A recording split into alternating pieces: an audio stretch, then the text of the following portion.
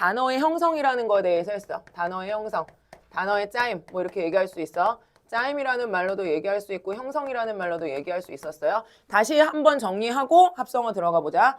단어의 형성이라는 거나 짜임이라는 거 얘기할 때 기본적인 개념이 두 개가 있었어. 그지? 기본 개념 두 가지가 뭐였냐면 어근이라는 애가 있어야 되고 접사라는 이가 있어야 된다. 요거 두 가지에 대해서 이야기를 했었어. 맞지? 자, 어근이라는 건 뭐였냐면 이때 근자가 무슨 근자이기 때문에 근자 무슨 근자? 네. 뿔이라는 의미이기 때문에 어떤 단어가 있을 때 그 단어가 다른 거, 치장한 거, 꾸며준 거 이런 거 다 빼고 그 단어의 뭐 가장 기본이 되는 의미, 근본이 되는 의미 부분을 뭐라고 부른다? 어근이라고 부른다. 실제로 모든 단어에는 뭐가 있다? 모든 단어에는 어근이 존재한다. 모든 단어에 어근이 존재한다. 누구를 제외하고 누구 제외? 조사를 제외하고. 그지? 조사를 제외하면 모든 단어에는 어근이 존재한다. 어근이라고 얘기했을 때 누구랑 헷갈리지 말자라고 얘기했어? 이름 비슷한 거. 어간이랑 헷갈리지 말자라고 얘기했어. 어간은 어디에만 있는 거고 동사랑 형용사에만 있는 개념이고 얘는 활용할 때 바뀌지 않는 부분이었어. 그러니 어간하고 어근은 당연히 다른 거겠지. 자, 두 번째, 접사라는 건 두 가지의 기능을 한다라고 얘기했었어. 어근의 앞뒤에 붙어서 무엇을 하거나 의미에 관련되거나 의미와 관계되거나 의미를 더 추가해 주거나 의미를 한정해 주거나 의미를 제한해 주거나 라는 등 의미와 관련이 되거나 아니면 뭐 하는 거? 품사를 바꿔주는 거. 품사 전환의 역할을 하는 것을 우리가 접사라고 한다. 이렇게 두 가지 기능했었지. 요거에 더불어서 단어라는 것을 보면 크게 두 가지로 구분이 된다 그랬어. 첫 번째 누구요? 단일어라는 말. 두 번째 누구요? 복합어라는 말. 자, 글자의 의미를 보면 단이라는 말은 뭐기 때문에 한 개라는 말이기 때문에 뭐가 한 개라는 의미다? 어근이 한 개라는 의미다. 다른 거 하나도 붙지 않는다. 맞지? 예를 들면 뭐 있어? 바닥, 벽, 하늘, 나무, 얘네들. 그지? 다른 의미 없이 하나의 글자로 하나의 의미를 갖는 것을 단일어라고 한다. 복합어라고 할 때 복이라는 건 두 개 이상을 말하는 거니까 복합어는 기본이 뻘대가 되는 어근에 다른 애들이 붙는 형태다라고 얘기했었고 이 다른 애들은 두 가지라 그랬어. 뭐가 붙을 수도 있고요. 또 다른 어근이 붙을 수도 있고요. 아니면 어근 대신에 뭐가 붙을 수도 있다. 접사가 붙을 수도 있다. 어근하고 어근이 붙는 형태를 우리가 뭐라고 부르고 합성어라고 부르고 어근에 접사가 붙는 형태를 뭐라고 부른다? 파생어라고 부른다. 그래서 우리가 지난 시간에 여기까지 했고요. 오늘 우리 뭐 할 거냐면 요거 마무리할 거예요. 알겠지? 자, 그러면 우리 이제 합성어 들어가 보자. 그럼 합성어는 기본적으로 얘들아 뭐가 합쳐져 있는 애라고? 어근에 어근이 합쳐져 있는 애라고. 대표적인 이 하나만 들어봐. 니네 생각나는 거. 뭐 있겠어? 얘 어때요? 맞죠? 왜요? 얘는 뭐 더하기 뭐예요? 책에다가 무슨 말이 붙었어요? 가방이라는 말이 붙었어요. 책 어근이고 가방 어근이야. 그러니까 이거 뭐가 된다? 합이 된다. 맞아? 이건 어때? 밤낮으로 우리 아버지는 어쩌고 저쩌고 라는 말 할 때 밤낮이라는 말이 있어. 그럼 얘 뭐 더하기 뭐야? 밤 플러스 낮이라는 말이야. 밤 어근이고 낮 어근이고. 그럼 얘 뭐가 되겠어? 합성어가 되겠지. 합성어는 이런 식으로 구분이 된다. 맞아? 자, 그럼 이제 합성어에 대해서 배워야 되는 거 두 가지거든, 얘들아. 요거는 아마 우리 프린트에 없는 것 같아요. 첫 번째, 1번은 합성어의 의미예요. 합성어의 의미. 선생님이 단어를 3개를 써줄 테니까 3개가 다 합성어긴 합성어인데 약간 의미가 다르거든. 요걸 한번 생각해봐. 자, 첫 번째는 여기 써있는 책가방 돌다리 쓰자. 자, 1번은 돌다리라는 말이고 그 다음에 2번은 아니다. 새해는 똑같은 말이다.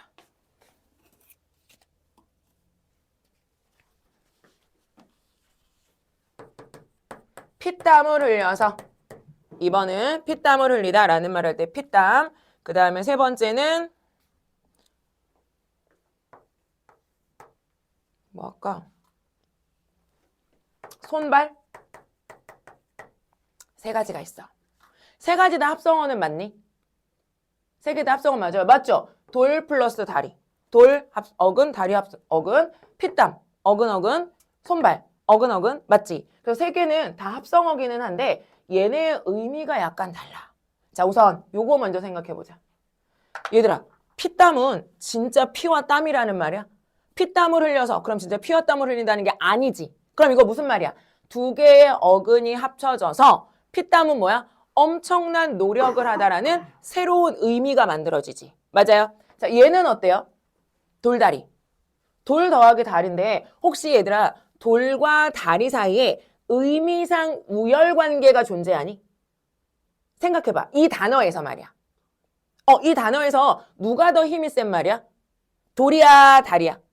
다리지. 얘는 다리는 다리인데 뭐로 만든 다리라는 거야? 돌로 만든 다리라는 거라 돌과 다리 사이에 뭐가 존재해? 우열이 존재하지.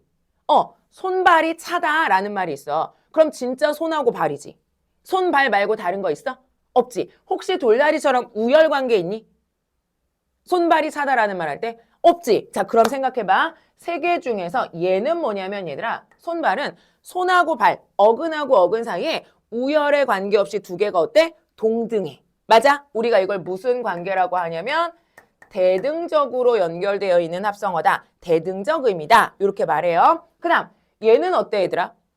두 단어가 두 어근이 합쳐져서 새로운 의미를 갖는 단어야. 맞아? 그래서 얘는 융합의 합성어다. 이렇게 얘기해. 세 번째, 돌다리는 어때? 아까 너네가 말했듯이 돌과 다리에 뭐가 존재해? 우열이 존재하고 다리가 우한 거, 종속이 뭐 한 거야? 돌이 되는 거지. 따라서 얘는 무슨 의미? 종속적 의미가 있는 합성어다. 이렇게 말해. 그럼 일로 올라와 봐, 위로. 얘들아, 밤낮은 세 개 중에 무슨 합성어야? 밤낮으로 우리 아버지는 일하셔 라는 말하면 진짜로 밤과 낮에 일한다는 의미가 아니고 하루 종일 일하는 의미로 바뀌지. 그럼 이 세 개 중에 누구겠어?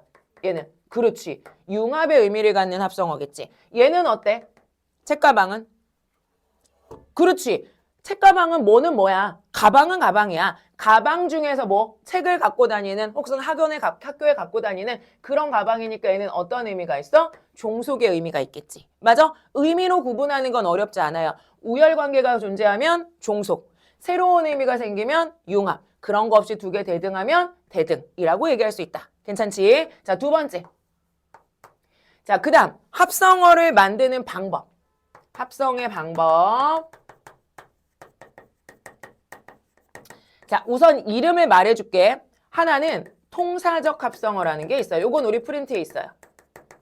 통사적 합성어. 두 번째는 뭐가 있냐면 비통사적 합성어라는 게 있어요. 그럼 얘들아, 니네가 여기서 뭐 알면 통사적이라는 말이 무슨 말인지 알면 의미 알 수 있겠지. 맞아요? 여기서 통사적이라는 말은 뭐라고 생각하시면 되냐면 우리말 문법에 맞는 이라고 생각하면 돼. 우리말 문법에 맞는 이라고 생각하면 돼. 그럼 얘들아, 여기 비통사적 합성어는 앞에 무슨 말 있으니까? 비라는 말 있으니까 요건 뭐라고 하면 돼? 우리말 문법에 어긋나는, 맞지 않는 이라고 생각하면 되지. 그럼 생각해봐. 두 개 다 배울 필요 있니? 아니요. 두 개 중에 뭐만 배우면? 하나만 배우면 나머지는 다 뭐가 되는 거야? 통사적 합성어 혹은 비통사적 합성어. 반대가 되는 거니까 두 개 중에 하나만 배우면 되겠지. 맞아요? 근데 두 개 중에 그러면 시험에 많이 나오는 거 배울래? 시험에 안 나오는 거 배울래? 많이 나오는 거 배우는 게 당연한 거잖아. 그럼 니네가 생각해봐 얘들아. 우리말 문법에 잘 맞아서 문법적 오류가 없는 합성어가 있고 오류가 있는 합성어가 있어. 누가 당연히 시험에 나오겠어? 오류가 있는 게 시험에 나올 거 아니야. 그래서 우리는 뭐만 배운다? 요거만 배운다. 요거만 배운다. 그러면 나머지는 뭐가 되는 거야? 비통사적 합성어가 되는 거지. 괜찮아요? 자, 그러면 우리 뭐 할 거냐면 비통사적 합성어의 종류가 뭐가 있는지 배울 거예요. 비통사적 합성어의 종류. 우리 프린트에 있는데 얘들아, 우리 프린트에 있는데 선생님이 잘 생각나는 순서대로, 이해되는 순서대로 써볼게. 자, 비통사적 합성어. 결국에 얘는 우리말 문법에 어긋난다는 뜻이야. 자, 1번. 우선 첫 번째 뭐 있냐면 얘들아, 용언하고 용언을 합쳐가지고 하나의 단어를 만든다고 생각해봐. 용언하고 용언을 합쳐가지고 하나의 단어를 만들 거예요. 자, 그러면 용언이 붙어야 되니까 얘네를 뭐 해주는 말이 필요하냐면 이어주는 말이 필요해. 맞아? 우리 이어주는 말을 뭐라고 부를 거냐면 여기다 이렇게 쓸게. 뭐가 필요하냐면 연결어미라는 게 필요해요. 맞지? 왜냐면 잘 생각해봐. 용언하고 용언을 연결할 때 보면 얘들아 용언에는 뭐가 있냐면 어간이 있고 뒤에 뭐가 있었어요? 어미가 붙어 있어요. 어간이 있고 뒤에 뭐가 있어요? 어미가 있어요. 얘네 두 개가 연결되려면 이 중간에 있는 어미가 뭐가 돼야 되냐면 연결해주는 말로 바뀌어야 돼. 그래서 뭐로 바뀌어야 돼? 연결어미로 바뀌어야 된단 말이야. 예를 들면 이런 거야. 예를 들면 오고 가다 이런 말 할 수 있지. 맞아? 오고 가다. 자, 얘는 우리말 문법에 어긋날까요? 어긋나지 않을까요? 응? 어때 너네? 어긋나지 않지? 왜냐면 생각해봐. 얘는 원래 무슨 말이야? 유진아 문법 프린트. 자, 오다라는 말이 있어. 그리고 가다라는 말이 있어. 얘네 두 개를 합쳐야 되니까 다라는 뭐 빼버리고 종결어미 빼버리고 이 다라는 종결어미 빼버리고 중간에 뭐 넣는 거야? 고라는 연결어미 넣는 거야. 그럼 이 오고 가다는 우리말 문법에 어긋나 안 어긋나? 안 어긋나. 어간, 어미 잘 들어가 있다고. 근데 얘들아 얘랑 비교해봐. vs. 오가다 라는 말 비교해봐. 두 개 다르지? 맞아? 다른 점 뭐야? 얘는 고라는 연결어미가 있는 거고 얘 같은 경우에는 어때 얘들아? 오다에 오라는 어간에다가 가다에 가라는 어간이 바로 붙어 있어. 맞아? 그럼 얘는 어간에다가 어간이 바로 붙어 있는 형태야. 얘들아, 어간에 어간이 바로 붙어서 단어가 될 수 있어 없어? 없어. 왜냐면 어간은 무조건 뒤에 뭐가 붙어 있어야 되니까. 어간은 짝꿍 무조건 누가 붙어 있어야 돼? 어미가 붙어 있어야 되니까. 근데 얘는 어미 있어요 없어요? 없어요. 그럼에도 불구하고 오가다라는 말 우리 해요 안 해요? 합니다. 그러면 오가다는 용언과 용언이 연결될 때 중간에 뭐가 없는 연결어미가 없이 연결된 무슨 합성어? 비통사적 합성어가 되는 거지. 경리. 용언하고 용언이 결합될 땐 중간에 무조건 뭐가 필요해? 이어주는 말이 필요해. 그 이어주는 말을 뭐라고 부르는데? 연결어미라고 부르는데 연결어미 없이 뭐 된 경우가 있더라? 이어져서 하나의 단어를 이루는 합성어가 있더라. 그거 무슨 합성어? 비통사적 합성어가 된다. 예를 들면 어때 얘들아? 오가다 말고 또 있어. 뭐야? 검불다. 검불다. 어때요? 검다 불다가 뭐 없이? 연결어미 없이 연결되어 있어요. 맞아요? 뭐 이런 거. 또 여닫다 이런 거 어때요? 여닫다. 열다 닫다가 연결되어 있는데 열다와 닫다 사이에 뭐가 없어요? 연결어미가 없어요. 이런 거 우리 뭐라고 부른다고? 비통사적 합성어. 할 수 있지. 자, 2번. 비슷한 의미인데 2번. 요거 우선 예시 먼저 들어줄게. 예시 한번 생각해봐 얘들아.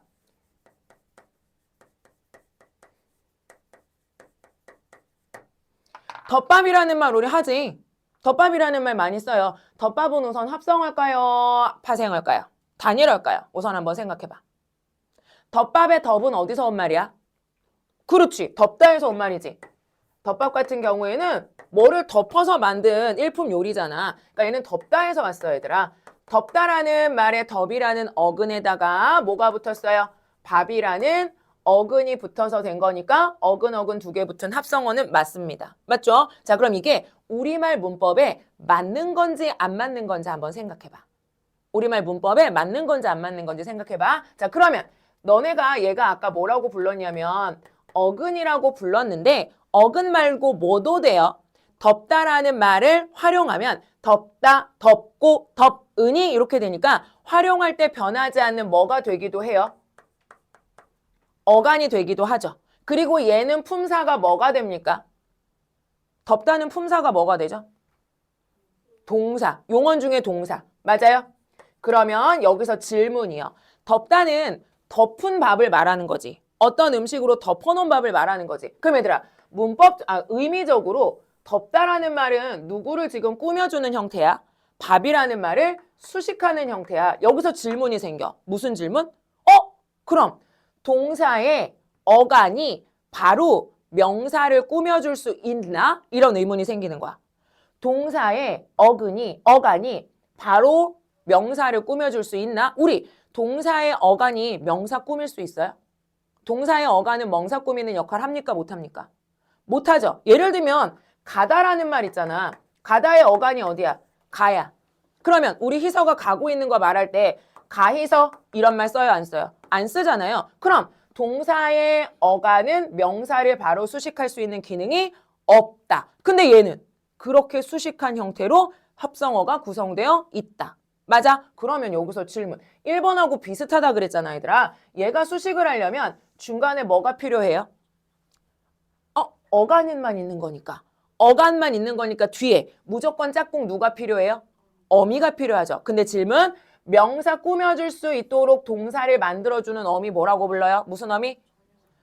전성어미 중에서 무슨 어미? 관형사형 어미. 맞아요? 그럼 2번은 관형사형 어미 없이 뭐한 경우? 명사 수식한 경우. 맞아? 동사나 형용사 용언에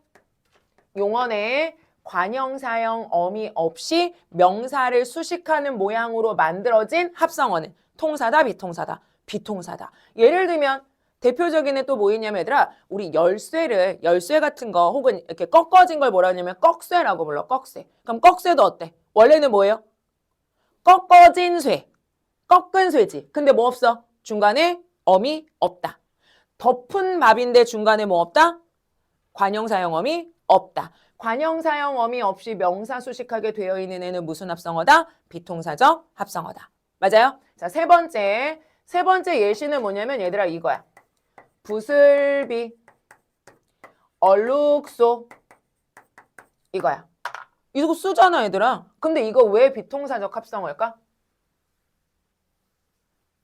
합성어는 맞지? 합성어 맞죠? 자, 얘는 부슬에다가 비고요. 얘는 얼룩에다가 소예요. 합성어는 맞죠? 근데 얘 비통사는 왜 비통사가 될까요? 이유 생각해봐 이제 니네가. 뭔가 우리말 문법에 어긋나는데 뭐 때문에 우리말 문법에 어긋나지? 한번 생각해봐.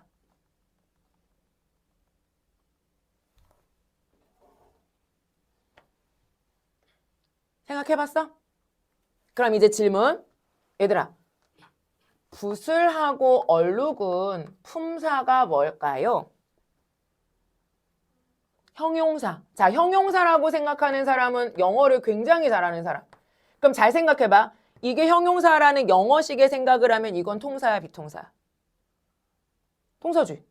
맞지? 그렇게 선생님 형용사는 명사 수식하는 애니까 이렇게 수식하면 맞네요. 이렇게 돼. 그럼 얘는 비통사가 아니야. 그지? 다시 한번 형용사에서 영어에서 형용사는 뭐 하는 애? 명사 수식하는 애. 근데 우리말 문법에서는 명사 수식하는 애는 형용사가 아니고 뭐라고 불러? 관형사라고 부르지. 이름이 달라요. 이름이 다릅니다. 그럼 얘는 형용사는 아니에요. 그리고 중요한 건 우리말 형용사 동사는 기본형이 전부 다 뭐예요? 다로 끝나야 돼요. 영어 동사처럼 다로 끝나야 돼요. 근데 부술은 그냥 부술이잖아. 변형 없잖아. 그지? 그러면 니네 헷갈리고 잘 모르겠어. 그럼 선생님이 대부분 다 뭐라 그랬지? 부사라 그랬지. 예를 들면 출렁출렁에서 출렁 뭐예요? 부사. 색깔 다 뭐예요? 색깔 비슷한 말 다 뭐예요? 부사들입니다. 봐봐. 그럼 봐봐. 부술은 품사가 뭐겠어? 부사. 얼룩은 품사가 뭐겠어? 부사예요. 그러면 얘네들의 품사는 부사입니다. 질문. 부사가요. 무엇을 수식하는 형태로 되어 있어요? 그렇죠. 명사 수식하는 형태로 되어 있어요. 부사는 원래 명사 수식하는 기능 있어요? 없어요? 없습니다. 우리말은 부사는 뭘 수식해요? 우리말 부사는 뭘 수식해요? 동사, 형용사 수식이에요. 따라서 얘는 원래 명사 수식하는 기능이 없습니다. 그런데 합성되는 과정에서 누가? 부사가 누구 수식하는 형태? 명사를 수식하는 형태로 되어 있는 모양. 얘네들을 뭐라고 부른다고? 우리말 문법에 어긋나는 비통사적 합성어라고. 맞아요. 대표적인 애는 요렇게 세 개야. 그래서 아마 우리 책에도 요렇게 세 가지가 아마 나와 있을 겁니다. 맞아요? 근데 마지막 네 번째는 시험에 많이 나오기는 하는데 한자어 어순이라고 생각해 볼게. 우선 이렇게 써놓고 자, 요게 대표적이거든.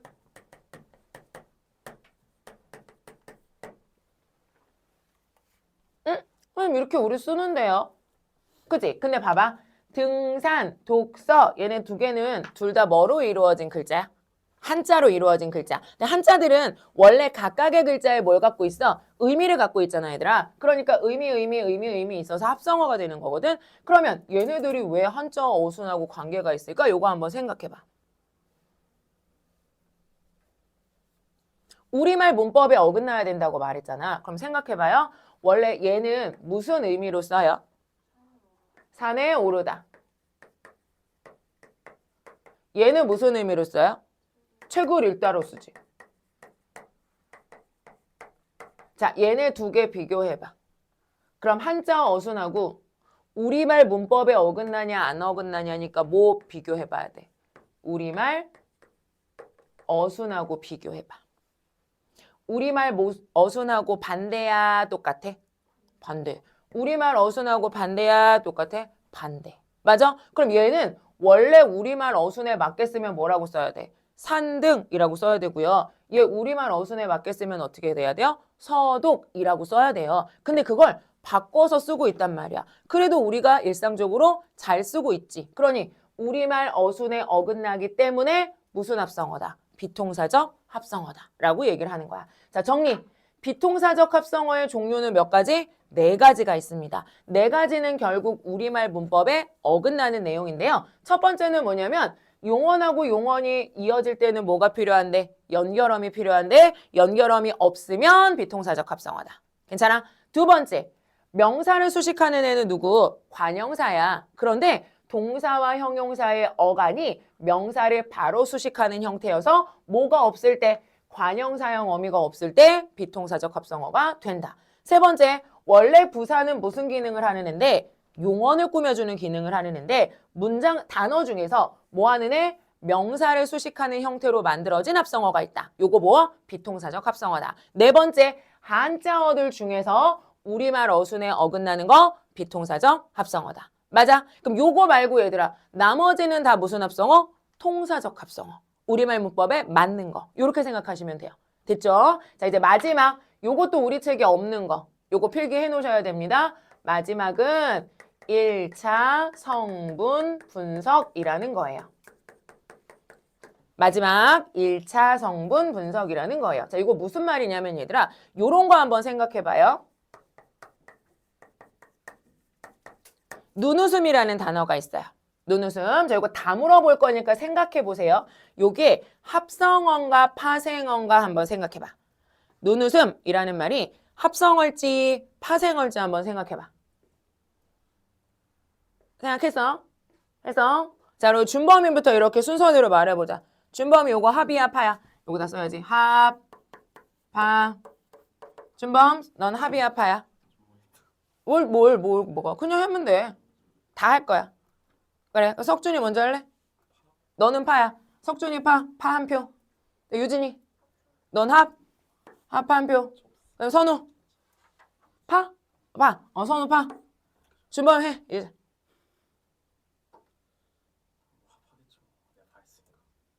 뭔 소리야? 자기를 그렇게 못 믿고 그래. 왜? 내가 뭐 말했으니까 너는 뭐 말해? 뭐 이거야?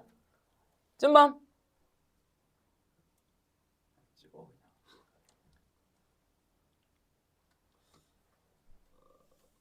자, 그럼 조금, 자, 기다려. 서훈이, 너 합성어? 합성어. 관민, 넌 합? 합이 많아지네요. 희서, 너 합이야? 마지막 예린, 합. 자, 그러면 준범이가 되게 고민이 많았잖아, 얘들아. 고민이 많은 이유를 좀 들어보자. 이 아이가 왜 고민이 많았는지. 준범아 왜 고민이 많았어?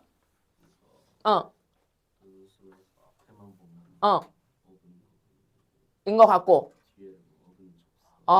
그래서 어근어근의 형태도 있는 것 같고 어근접사 형태도 있는 것 같아서 두 개 중에 뭐라고 말해야 될지 모르겠어요. 이게 정답이에요. 자, 무슨 말이냐면 이 안에 보면 너네 다 생각했을 거야. 그중에 뭘까? 이렇게 고민하면서 하나를 찍었지. 맞지, 맞지? 다 그런 생각은 했을 거야. 그래서 여기서 무슨 말이 있냐면 하나의 단어가 있는데 얘들아, 그 단어가 합으로만 이루어져 있거나 혹은 파로만 이루어져 있지 않고 두 가지가 같이 있는 경우도 있어. 그럴 때 니네가 하는 게 뭐냐면 1차 성분 분석이라는 거야. 근데 이거 얘들아, 말이 1차 성분 분석이어서 뭔가 대단한 게 있는 것처럼 보이는데 그게 아니고 이 단어를 뭐를 기준으로? 의미를 기준으로. 얘들아, 의미를 기준으로 두 덩어리로 우선 나눠보는 거야. 두 덩어리로 나누는 게 뭐라고? 1차 성분 분석. 의미상 두 덩어리로 나누는 거야. 그럼 얘들아, 니네 이제 말해줄래? 눈웃음은 의미상 뭐와 뭐로 나눌 수 있어요? 눈 더하기 웃음, 골치. 눈 더하기 웃음으로 나눌 수 있습니다. 그럼 얘들아, 눈은 어근 맞아요? 당근 어근이죠. 그 다음 웃음은 물론 얘가 다시 한번 분석이 되기는 하지만 웃음이라는 의미가 있는 단어니까 얘를 뭐 더하기 뭐라고 우선 기본적으로 볼 수 있냐면 어근 더하기 어근의 기본 형태라고 볼 수 있어. 그럼 요렇게까지만 보면 얘는 합이야, 파야? 어니까 뭐겠어? 합이겠지. 됐어? 그럼 여기서 이렇게 합을 쓰는 거야. 아, 그럼 얘는 합이네. 근데 니네가 아까 고민했듯이 웃음이라는 맛이 다시 어떻게 구분될 수 있어? 웃음은 웃다라는 말에 웃이라는 어근에다가 얘를 명사로 만들어주는 음이라는 뭐가 붙어있는 애야? 접사가 붙어있는 애지. 선생님 그렇게 보면 얘는 뭔데요? 파잖아요. 그럼 이제 얘를 뭐라고 말해야 돼요가 문제인 거지. 여기까지는 다 됐고 얘를 그럼 뭐라고 말해야 되는 게 문제냐면 결론적으로 얘는 합성어야. 결과적으로는 합성어야. 근데 그냥 일반적인 합성어와는 다르게 이 안에 뭐가 들어가 있어? 만두 속처럼 뭐가 들어가 있어? 파생어를 같이 가지고 있는 합성어지. 그래서 뭐라고 부르냐면 파생어를 포함하고 있는 합성어요. 이렇게 말하는 거야. 그럼 결과는 합성어지만 그 안에 뭐가 들어있다? 파생어가 들어있다. 이렇게 되는 거지. 자, 그러면 눈웃음 옆에다가 니네가 요 단어를 쓰는 거야. 자, 비웃음이라는 말이 있어. 비웃음. 얘를 얘처럼 분석해봐. 눈웃음 옆에다가 비웃음을 얘처럼 분석해보세요.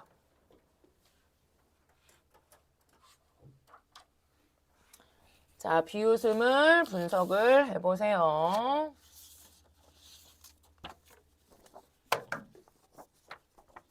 응? 옆에 친구랑 의논하지 말고 옆에 친구도 잘 몰라. 눈웃음 필기 안 했어? 눈웃음? 그 밑에 어디단가 하면 돼. 합성어 자리 어디다. 혹시 그거 하고 이거 뒤로 좀 나눠줘.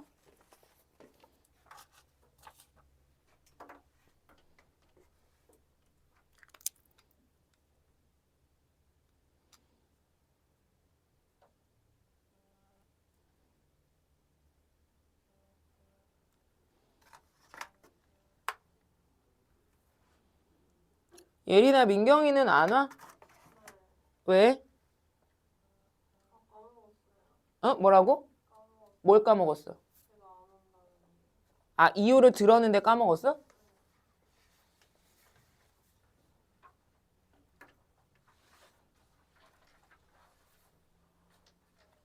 둘이는 이렇게 크로스로 오기로 했어? 아니야, 그건.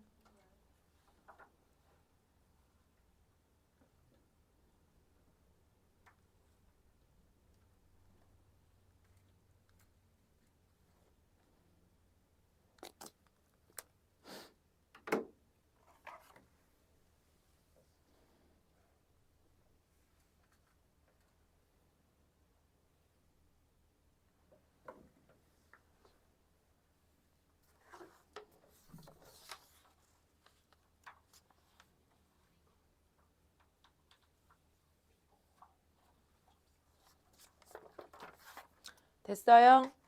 자, 봅시다. 어떻게 썼어, 아가? 어, 어.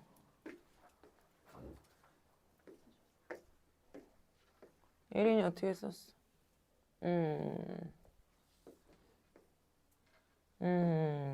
어민?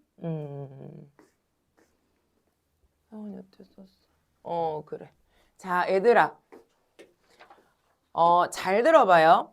1차 성분 분석을 할 때는 우리가 기본적으로 뭘 기준으로 해야 된다 그랬지? 뭘 기준으로 해야 된다 그랬지?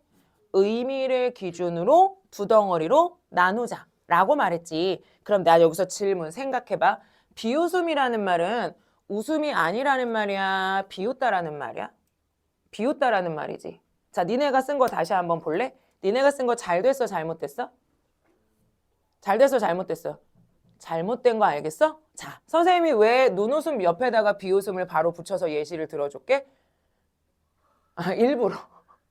일부러. 왜냐면 비웃음이라는 말이 1차 성분 분석 관련해서 시험에 진짜 많이 나오는데 니네가 눈웃음을 생각하면서 얘를 항상 뭐라고 나눠요? 비 더하기 너네만 그런 게 아니야. 자책하지 마.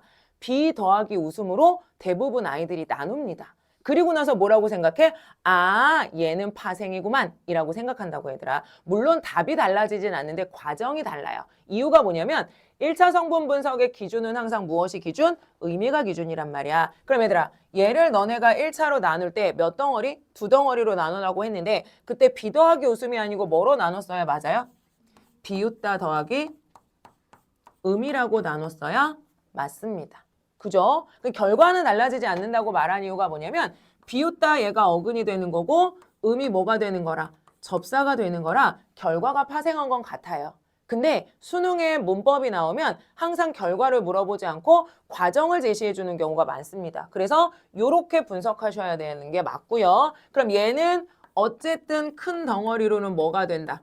파가 된다. 이렇게 얘기해야겠지. 그리고 얘가 다시 어떻게 돼요? 웃긴 웃는 건데 비웃는 거니까 요렇게 나눠지는 거고 얘 접사고 얘 어근이어서 얘는 파생을 포함한 파생어 요렇게 해야 맞는 거예요. 파생을 포함한 파생어 요렇게 해야 맞는 겁니다. 자, 그러면 지금 프린트를 여러분 요거 좀 이제 유진아 나눠줘. 프린트를 받으셨고요. 프린트에 33번부터 아니다 32번부터 36번까지 32번부터 36번까지가 뭐냐면 1차 성분 분석해서 합파를 결정해야 되는 단어예요.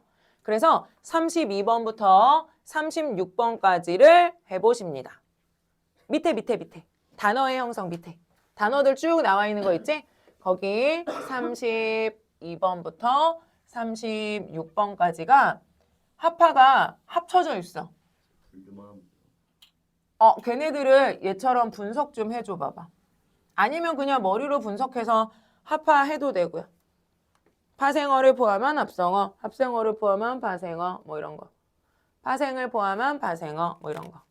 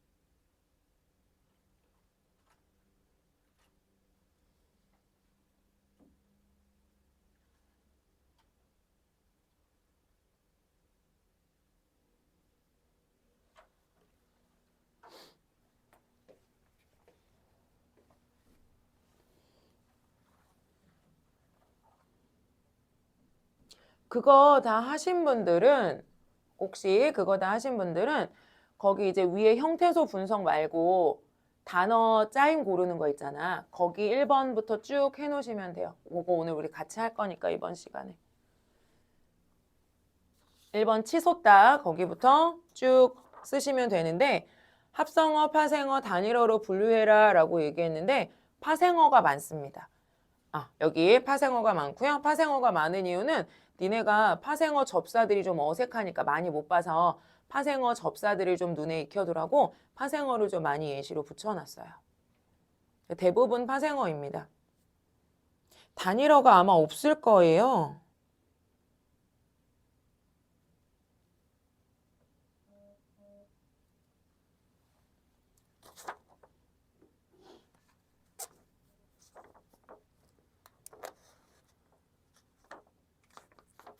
자, 우선 32번부터 36번까지는 다 했니?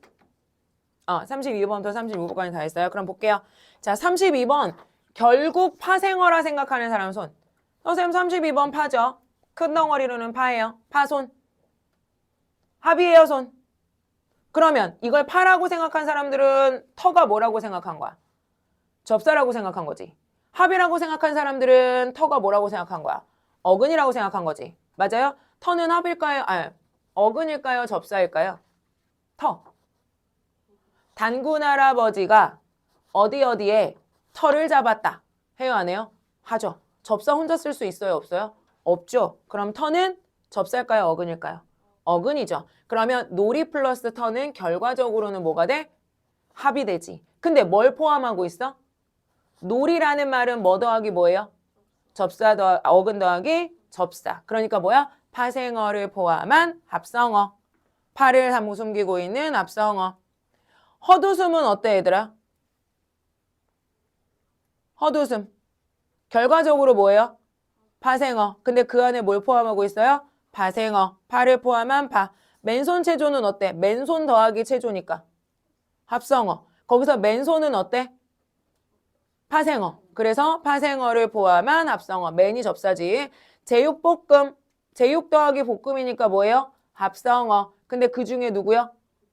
볶음이라는 말 복다 플러스 접사음이 결합돼 있으니까 파생어. 구두 닦기 마찬가지. 구두 더하기 닦기니까 결과적으로 뭐야? 합성어. 그런데 그 안에 뭐가 있어요? 닦다 더하기 이. 접사가 포함되어 있고 어근이 있으니까 파생어. 파를 포함한 합. 이렇게 되는 거지. 자, 1번부터 31번까지 이제 합니다. 대부분이 파고요. 만약에 파라고 생각하는, 파생어라고 생각하는 단어들에는 접사 동그라미 해두세요. 접사. 파생어라고 생각하는 단어들에는 접사를 동그라미 해두세요.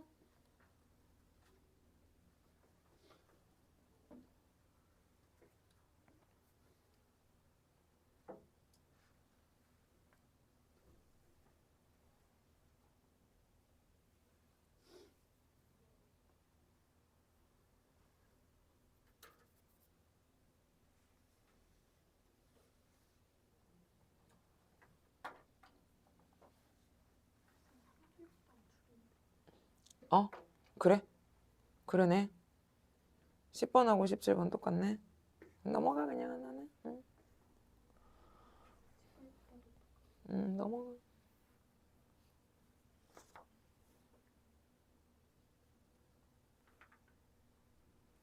다 했노?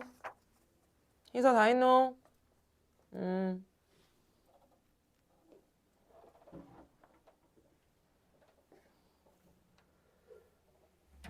합성어가 3개예요. 합성어 3개예요. 4개 같죠? 네. 3개예요. 잠깐만. 그 합성어네. 그렇죠? 4개네 그러면. 맞네.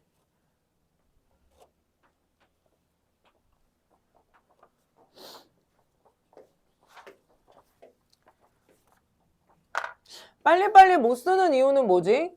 뭐가 고민되는 거지?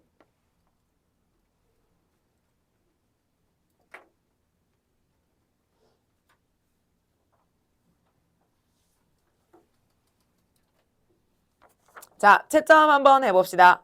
자기가 못 쓴 거는 얘들아 이렇게 표시를 좀 해줘봐. 그래야 니네가 공부를 하지 그 단어를. 그지?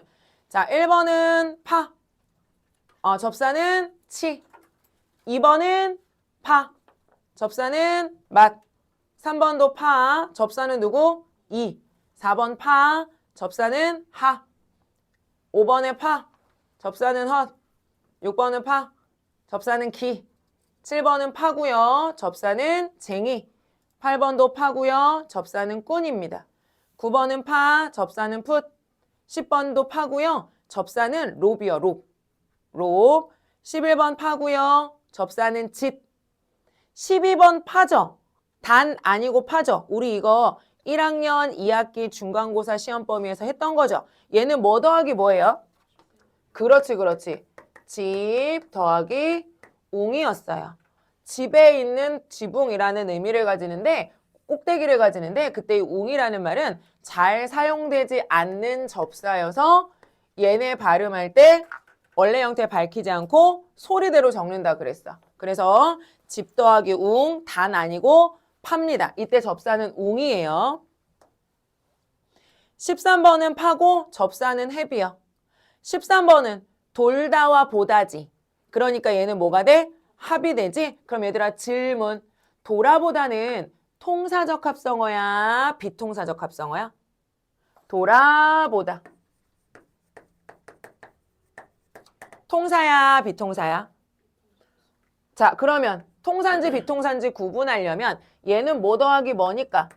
돌다 더하기 보다니까 뭐와 뭐가 연결되어 있는 거야? 용언에 용언이 연결되어 있는 거야. 그치? 그럼 이 중간에 뭐가 있는지 없는지 확인하면 돼.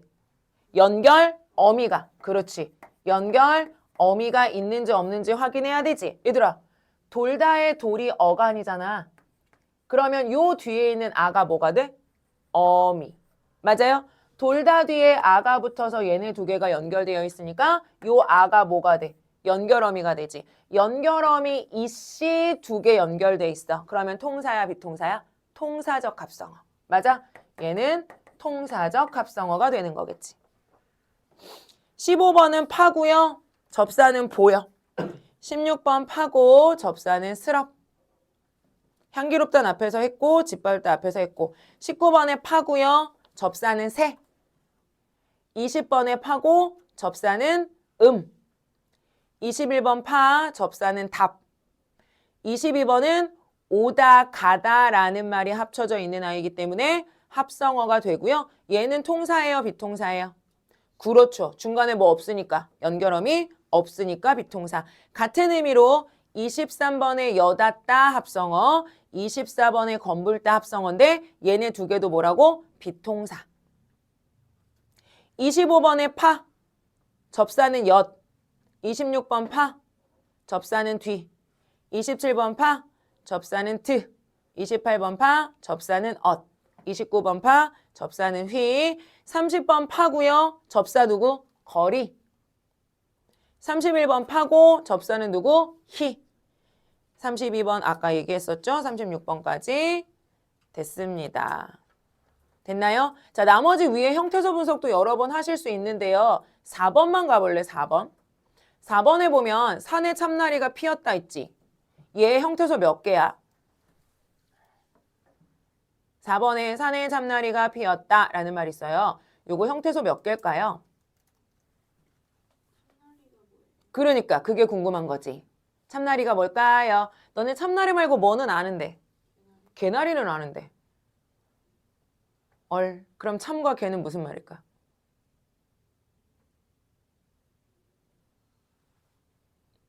어근일까 접설까?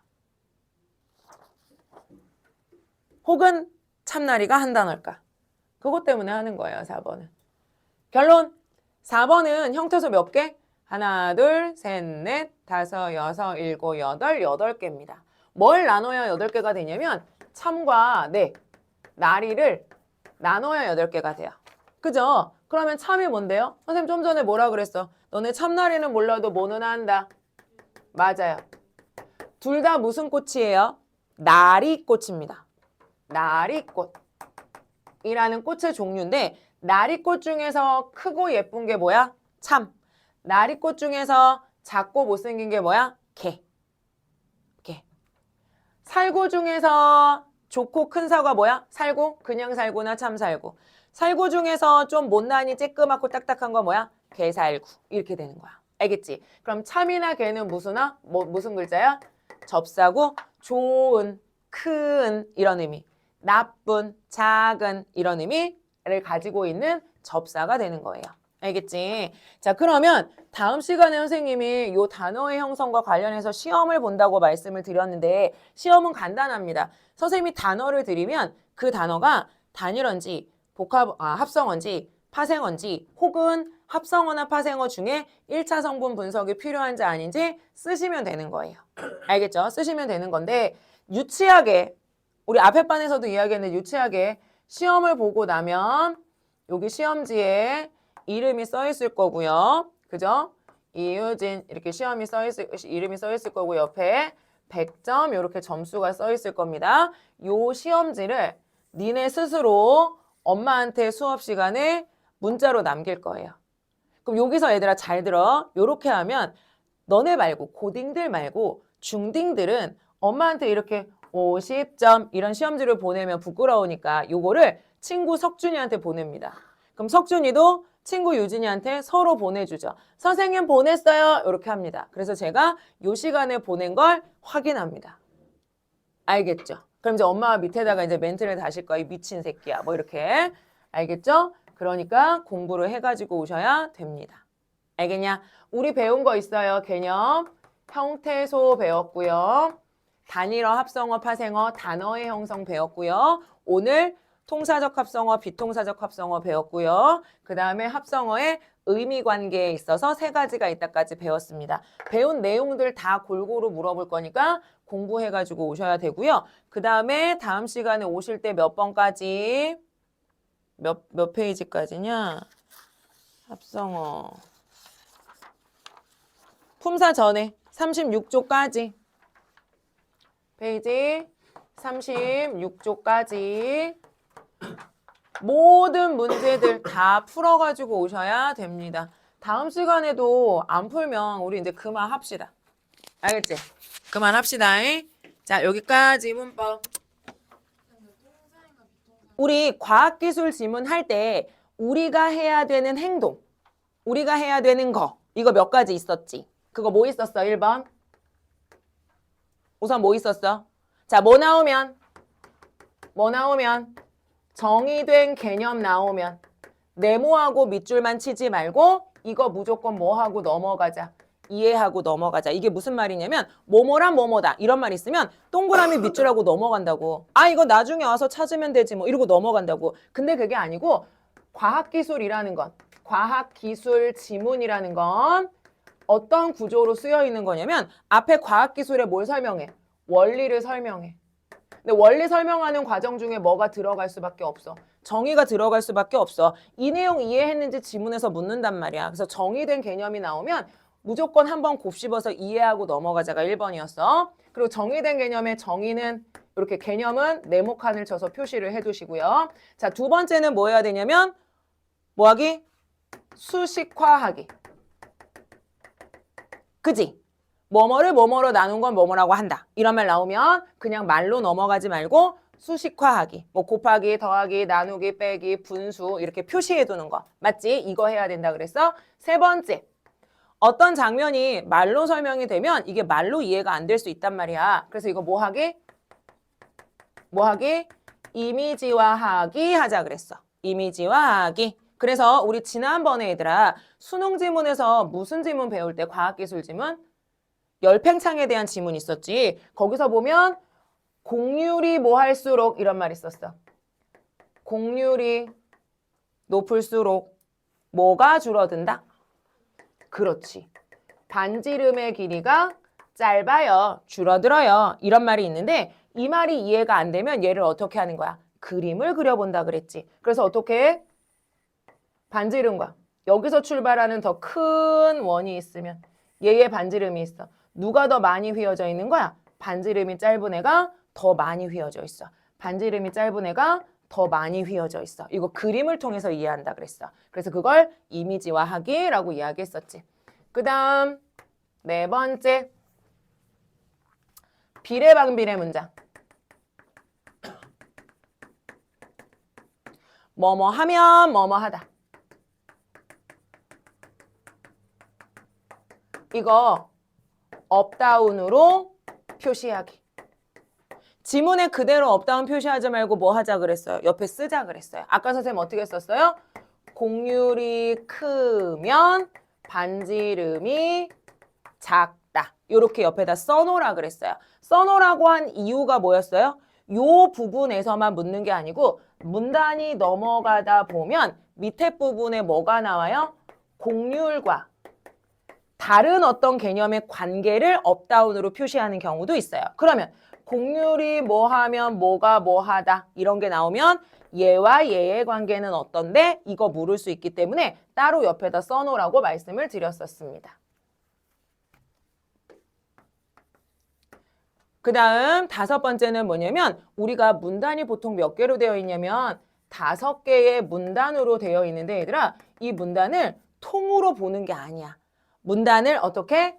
각각 정리하며 읽기.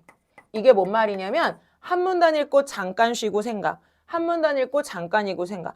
2분, 3분, 5분 생각하란 말이 아니고 10초, 20초 정도 머릿속으로 한번 정리하고 넘어가면 훨씬 기억에 잘 남아요. 그래서 이런 것들을 어떻게 하자고? 습관처럼 니네가 하자고. 습관처럼 하자고. 그러면 전체를 우선 읽을 거지만 얘들아 5문단만 우선 먼저 가보세요. 5문단. 5문단만 먼저 가볼래요? 5문단 갔어요? 5문단이 마지막 문단이야 얘들아. 마지막 문단. 걔가 하나 동떨어져 있고 나머지가 하나의 내용이거든. 그래갖고 거기 5문단. 자, 5문단을 잠깐만 읽어보세요. 시간을 드릴 테니까. 마지막 문단이야. 마지막 문단 뭐냐면 수소의 대표적 어쩌고저쩌고 이거 있지. 거기 읽는 거야. 거기 읽어보세요.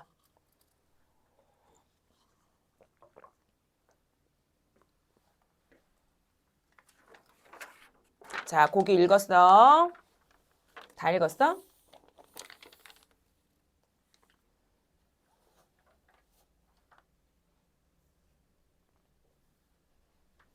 자, 거기를 읽고 나서 그 문단은 얘들아 선생님이 이렇게 써준 5개의 내용 중에 물론 5번은 당연히 해야 되는 거고 이거 중에 뭐로 하면 내용이 쉽게 정리가 되는 문단일까?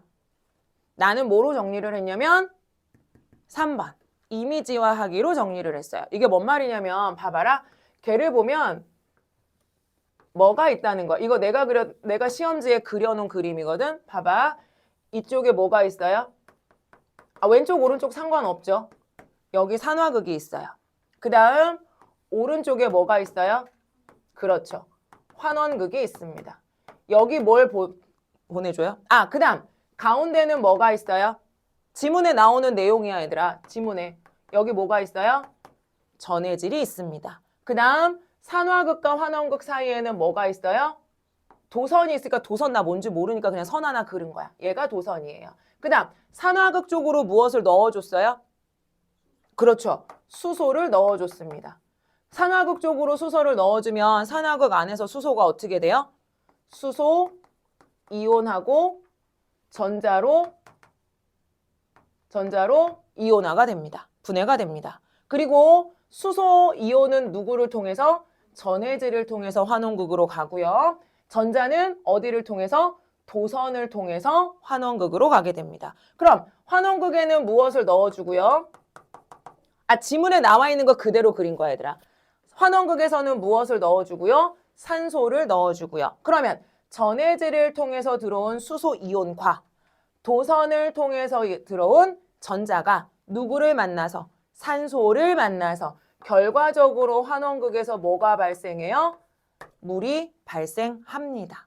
이게 몇 번 단락? 5번 단락의 그림이에요. 몰라? 이거 얘들아. 수소 전지가 어떻게 생겼는지 나는 모르지. 모양은 어떻게 되든 상관없는데 얘를 뭐 해놓으면 이렇게 그림으로 그려놓으면 봐봐. 밑에 10번 문제에 5번 선지 가보세요. 10번 문제에 5번 선지 가보세요.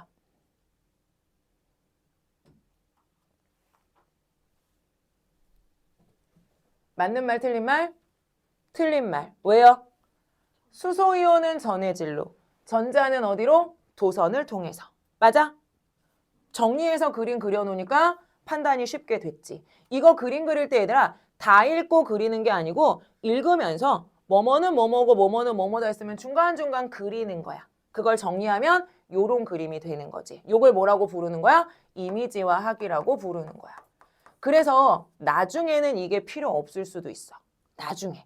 하다 보면 익숙해져서 이게 머리에 들어가는 경우가 있어. 그럼 그땐 안 해도 돼. 근데 우리는 과정 중에 있기 때문에 이미지화하기를 무조건 합니다. 선생님 더 되게 잘 이해돼서 그림 안 그려도 될 것 같은데요. 우선 그냥 그리라고. 왜 우리 그거 있잖아. 뭐 이렇게 요리사들이 연습할 때 보면 맨날 무 썰고 이러는 거 연습하잖아. 잘 썰어도 연습하거든 얘들아. 연습하는 과정에선 무조건 해주시면 됩니다. 알겠지? 5문단을 그림을 잘 그렸으면 10번 문제를 엄청 금방 오해 없이 푸실 수 있어요. 됐나요? 자, 그러면 이제 1번에서 4번 지문을 이제 같이 읽어볼게요. 1문단에서 4문단 지문. 자, 앞으로 넘어가서 이제 1문단을 보세요.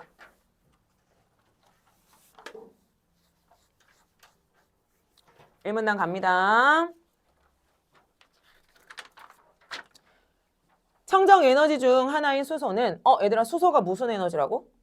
청정 에너지. 왜 청정 에너지야? 봐봐라. 이게 아까 우리 그림 그렸던 게 뭐지? 수소연료 전지. 수소를 이용해서 뭐야? 에너지를 내는 장치야. 요게 들어가 있는 차가 있어. 뭐야?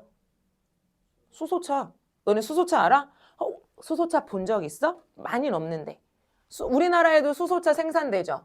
어디서? 현대자동차에서. 넥소라는 차가 생산이 돼요. 이거 수소로 가는 차예요. 선생님 동네에 무슨 슈퍼를 갔다가 그 앞에 되게 예쁜 하얀 차가 있는 거야. 와, 되게 예쁘다. 외제차인가? 모르는 차네? 이러고 봤더니 현대에서 나온 넥소더라고. 그럼 얘들아, 얘는 뭐가 있어? 밑에 뭐가 깔려 있어? 수소 전지가 깔려 있어. 얘 뭐 넣어주면, 수소 넣어주면 아까처럼 뭐 해서 분해하고 환원되면서 뭐야? 에너지를 발생해. 그 에너지로 뭐가 가? 자동차가 가. 그럼 얘들아, 우리 자동차 뒤에 보면 배기 관이 있잖아. 이 관으로 그럼 얘는 뭐가 나오는 거야? 물이 나오는 거야. 그래서 진짜로 어떤 때 보면 여기 물이 똑똑똑똑똑똑 이렇게 떨어질 때가 있어. 그럼 생각해봐.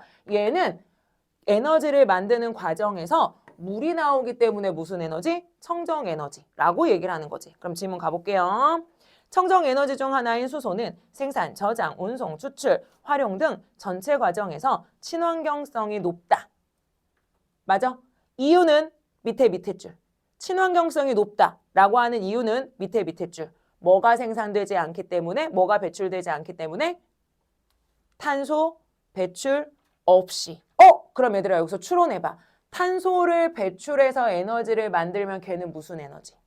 청정하지 않은 에너지. 맞지? 그럼 청정한 에너지는 전부 다 뭐가 없어요? 탄소가 배출되지 않아요. 라는 말일 거야. 가능하다. 생산된 수소 기체는 부피가 크고 폭발 위험성이 있어 저장 운송이 어렵다. 자, 어렵다 오른쪽에 이제 뭘 쓰시냐면 이 글의 전개 방식이 여기서 나와요. 우리 수능에서 나오는 전개 방식은 몇 가지 없습니다. 대표적인 전개 방식 여기다 우선 써드릴게요. 자, 1번 PS 구조. PS 뭐예요? P는 프로블럼, 문제점. S는 그렇지, 솔루션, 해결책. 그래서 문제와 그것의 해결 방안으로 이루어진 글. 2번은 과정, 순서, 원리. 예로 쓴 거. 예를 들면 뭐야? 백신이 우리 몸에 작동하는 원리. 맞아? 뭐뭐가 만들어지는 원리. 이런 거. 과정이나 순서에 따라서 일이 진행되는 거, 전개되는 거 2번. 3번. 비교대조. 비교대조 어디서 많이 나와? 인문지문에서. 무슨 지문 나올 때? 철학 지문 나올 때. 마이어는 어떻게 생각했어요? 슐처는 어떻게 생각했어요? 뭐 이런 거 있잖아. 그래서 비교, 대조하는 지문. 4번째, 인과, 원인 결과. 그지? 5번째, 통시. 통시 뭔데요? 통은 통하다야. 시는 시간이야. 그러니까 뭐야?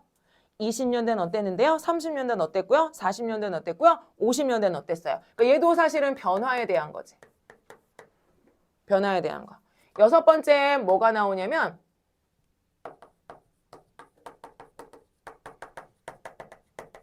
통념 플러스 비판의 지문이야. 통념이 무슨 말인데? 그렇지. 원래 이래야 돼 라고 하는 일반적인 생각이 통념이고요. 그것을 뭐 하는 거? 비판하는 이야기. 이런 것들이 일반적으로 수능에서 많이 나오는 전개 방식이야. 근데 얘들아, 이거 니네가 안다고 지문 잘 읽히니? 그건 아니에요. 그건 아닌데 얘를 머릿속에 넣어두는 이유는 다음 내용을 잘 뭐하기 위한 거야. 예상하고 예측하면서 중요한 내용이 뭔지를 뽑아내서 너네가 곁다리로 가는 것을 방지해 주는 거야. 그러면 우리 아까 여기 뭐라고 쓰라고 했냐면 오른쪽에 문제점 P라고 쓰라고 그랬어. 그럼 뭐가 문제점인 거야 얘들아? 수소기체를 뭐 하는데? 운반하고 저장하는데 뭐가 있어요? 문제점이 있어요. 이런 말이잖아. 맞지? 그러면 문제점이 있어요라고 말했으면 그 뒤에 무조건 뭐가 나올 거라고요? 그것에 대한 해결책. 그리고 뭐가 중심 내용이야? 해결책이 중심 내용이라고. 해결책이 중심 내용이라고. 당연한 거 아니겠어? 그럼 봐봐. 해결책이 뭔데요? 해결책이 뭔데요? 수소를 뭐 하는 거야? 액화하는 거야. 그지? 기체여서 부피도 크고 폭발의 위험도 있으니까 기체를 뭐 하면? 액체로 만들면 운반도 쉽고 안정성도 좀 높아지잖아. 그래서 액화하는 게 좋아 라고 얘기했지. 그게 S야. 근데 얘들아 이게 완벽한 해결책이야? 아니야. 그 밑에 뭐라 그랬어? 걔 또한 문제가 있지. 어떤 문제가 있어요? 그렇지. 온도가 너무 낮아야 돼. 그럼 다시 뭐가 있는 거야? P. 그럼 결국에 이 P에 대한 뭐요? S. 결국에는 얘가 중심 내용이 아니고 결국에 누구? 얘가 결국에 중심 내용이구나. 그럼 얘 두 개 얘기해줘. 지문에서 얘 두 개 얘기해줘. 그럼 너는 여기다가 네모하거나 밑줄 하면 돼. 뭐예요? 결국 내가 얘기하고 싶은 건 액상유기 화합물의 형태로 액상유기 화합물의 형태로 뭐 하거나 수소를 저장하고 이동하거나 아니면 무엇으로? 액화 암모니아의 형태로 수소를 저장하고 운송하면 되겠구나. 결국에 내가 수소를 저장하고 운송하는 것에 뭐가 있기 때문에? 문제가 있기 때문에 그 문제의 해결책으로 제시한 게 다음에 두 가지. 그럼 이 글 전체의 내용은 뭐예요? 수소 저장과 운송할 수 있는 방법을 뭐 하는 글? 설명하는 글인 거지. 맞아? 그것의 핵심 내용 누구? 얘요. 핵심 내용 누구? 얘요. 이거 두 개가 되는 거지. 그럼 이 글의 핵심은 몇 문단 몇 문단? 요거 2문단에 있고요. 요거 3문단에 있어요. 2, 3문단의 내용을 이해하는 게 핵심이었다는 거죠. 됐어요? 2문단으로 가보세요. 자, 2문단 시작에 뭐가 있습니까? 그렇지. 액상유기화합물 있어요. 3문단의 시작에 뭐가 있습니까? 암모니아. 그럼 각각 네모 하나씩만 붙여두세요. 2문단은 해결책 1번 액상유기화합물, 3문단은 해결책 2번 액화암모니아. 근데 여기서 나 질문. 얘들아. 그러면 2문단과 3문단 이렇게 두 가지 방식이 나왔다는 건 너네가 이걸 각각 또 이해해야 되지만 얘를 어떤 구조라고 생각하고 읽어야 된다? 그렇지. 비교되죠. 왜요? 방법이 두 가지 소개됐으면 두 가지에 뭐가 있겠어? 공이 있겠고 뭐가 있겠어요? 차가 있을 거 아니야. 그래서 각각을 이해하면서 공차를 구분해서 읽는 것이 이 글의 핵심이더라. 됐어? 그래서 2문단과 3문단을 좀 이해하면서 읽어야 되는데 몇 개의 단어 때문에 니네가 약간 어려움을 느낄 수 있어요. 그걸 한번 같이 해볼게. 2문단에 가봐요. 액상유기화합물이라는 말이 있고요. 이거 근데 얘들아 약간 중딩 과학 지식이 좀 필요해. 선생님은 고딩 과학은 모르잖아. 근데 우린 중딩 과학은 니네가 나보다 훨씬 잘 알지. 그러니까 내가 이해했으니까 왜 너네도 이해할 수 있어. 너네가 더 잘 이해할 수 있어 나보다. 알겠지? 그러니까 빨리빨리 대답을 해줘 봐봐. 액상유기화합물을 이용한 수소의 저장 및 추출에는 수소를 저장하고 운반해서 다시 추출하는 것에는 톨루엔과 메틸사이클로헥세인이라는 두 화합물 간의 상호 전환 반응이 주로 사용된다. 여기까지. 무슨 말인지 아직 몰라. 그치? 톨루엔 아는 사람 있어요? 난 몰라요. MCH 아는 사람? 난 몰라요. 우리 다 모르는구나. 근데 얘네들의 무엇으로? 상호 전환 반응이 주로 사용된대. 맞지? 상호 전환 반응 기억해놔. 상호 전환 반응이 주로 사용된대. 자, 이는 톨루엔에 수소가 결합해 MCH가 되고 얘들아 난 여기까지 읽고 나서 뭐 했냐면 왼쪽에다가요 이건 이미지화라고 해야 될지 수식이라고 해야 될지 하여간 왼쪽에 그림을 하나 그렸어. 그림? 아 이거 뭘 썼어? 뭘 썼게? 나 뭘 썼냐면 이렇게 썼다. 그럼 톨루엔에다가 뭐를 붙이면 그지? 수소를 결합시키면 얘가 뭐가 되는 거야? MCH가 되는 거지. 맞아? 그럼 MCH는 톨루엔이라는 애에다가 수소를 붙인 애가 MCH래. 맞아요? 여기까지 됐어? 나 이거 하나 썼어 우선. 잘 모르는 거니까. 됐지? 그 다음 MCH가 되고 역으로 MCH가 톨루엔과 수소로 변환되는 원리를 이용하는 것이다. 여기서 나 질문. 이렇게 가고 얘가 다시 이렇게 뭐 된다고? 변환된다지. 이걸 위해서 뭐라고 말했다고요? 이걸 위해서 뭐라고 말했다? 그렇지. 상호 전환 반응이라고 말했다.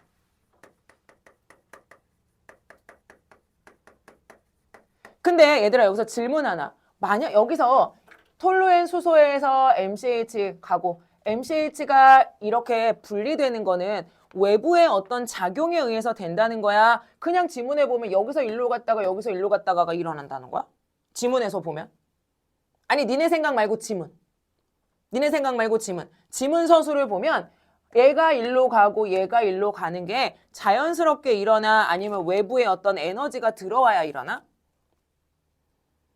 외부에 어떤 에너지가 들어와야 된다는 말 있어 없어? 없지. 없지. 그래서 나는 여기서 약간 의문을 가졌다고. 얘네 두 개가 어떻게 이렇게 되는 거지? 그냥 자연이 된다는 얘기인가? 이렇게 생각했다고. 그 의문을 잠깐 기억하고 있어봐. 자, 그럼 넘어가봐.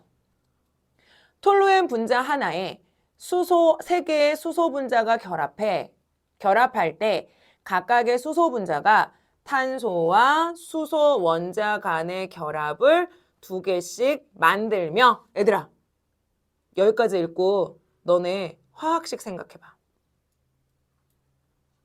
화학식 생각. 난 화학식은 어떻게 쓰는지 모르잖아 얘들아. 화학식은 뭐 말고 그거 뭐라 그러지? 원자 구조라고 뭐라 분자 구조라고 그러냐? 뭐 그런 거 있잖아 얘들아. 그런 거 한번 생각해 볼래? 잠깐만 생각해봐. 이거 잘 생각해야 돼. 선우야. 선우가 화학한다고 안 했지. 예린이가 한다 그랬나? 예린이랑 지금 안 시킬게. 자, 잘 생각해봐 얘들아. 내가 그린 그림 이제 좀 이따 그려줄게. 너네도 이렇게 생각했나 봐봐. 다시 볼게요. 톨루엔 분자 하나에 얘들아 톨루엔 분자가 1개니까 톨루엔 원자는 몇 개 있어야 된다는 얘기야? 톨루엔 분자 하나에 그랬잖아. 그럼 톨루엔 원자는 몇 개 있어야 된다는 얘기야? 2개 있어야 된다는 얘기지. 나 톨루엔 뭔지 모르니까 그냥 T라고 썼어. 이게 톨루엔 분자야. 맞아? 그냥 맞다 해. 끄덕끄덕. 맞잖아 2개니까. 그지? 진짜로 예쁘게 잘 그린 건 난 뭔지 모른다고 얘들아. 나 안 찾아봤어 네이버에. 사실은 찾아볼까 말까 했는데 찾아보면 뭐해? 다음에도 모르는 게 나올 텐데. 그치? 그냥 이렇게 썼다고 나는 그림을. 그 다음에 봐봐. 여기 뭐가 있냐면 수소 분자가 몇 개 결합했어? 3개의 수소 분자가 결합할 때지. 그러면 수소 원자는 몇 개 있는 거야? 6개 있는 거지. 그래서 어떻게 했냐면 H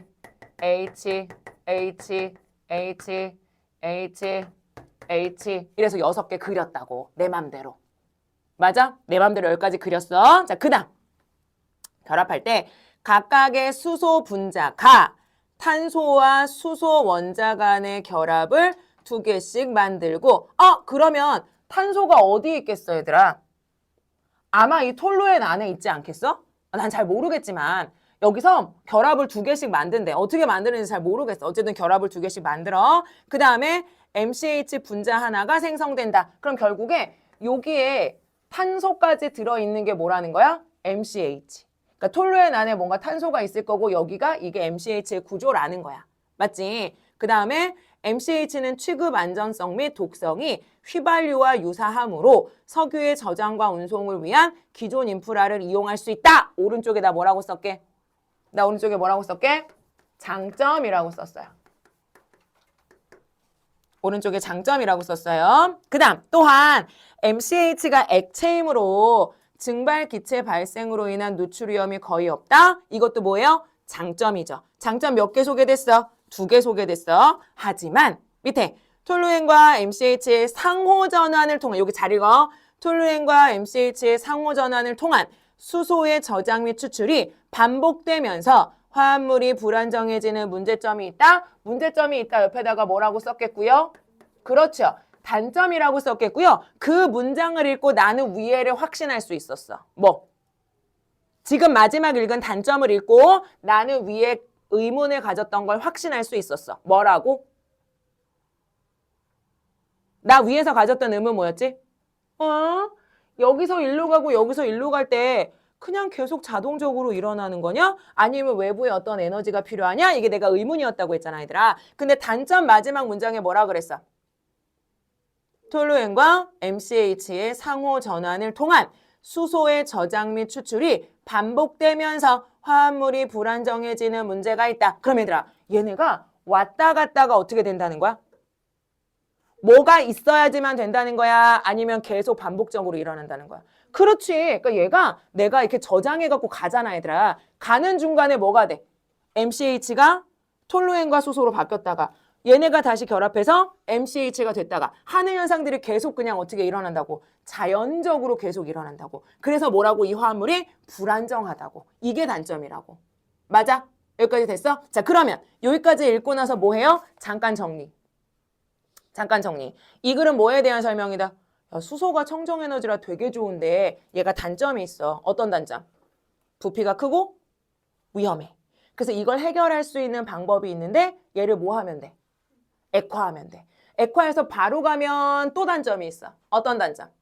너무 저온에서 가야 돼. 그러니 그걸 해결하기 위해서 수소에 다른 걸 붙이는 거야. 그래서 다른 물질을 만들어 가면 훨씬 편하다고요. 그래서 얘를 뭐로 만들거나 MCH로 만들거나 아니면 뭐로 만드는 거야? 암모니아로 만드는 거야. 맞아? 그중에 MCH로 만드는 건 어떻게 하는 거야? MCH에 뭐를 붙여? 톨루엔에 뭐를 붙여서?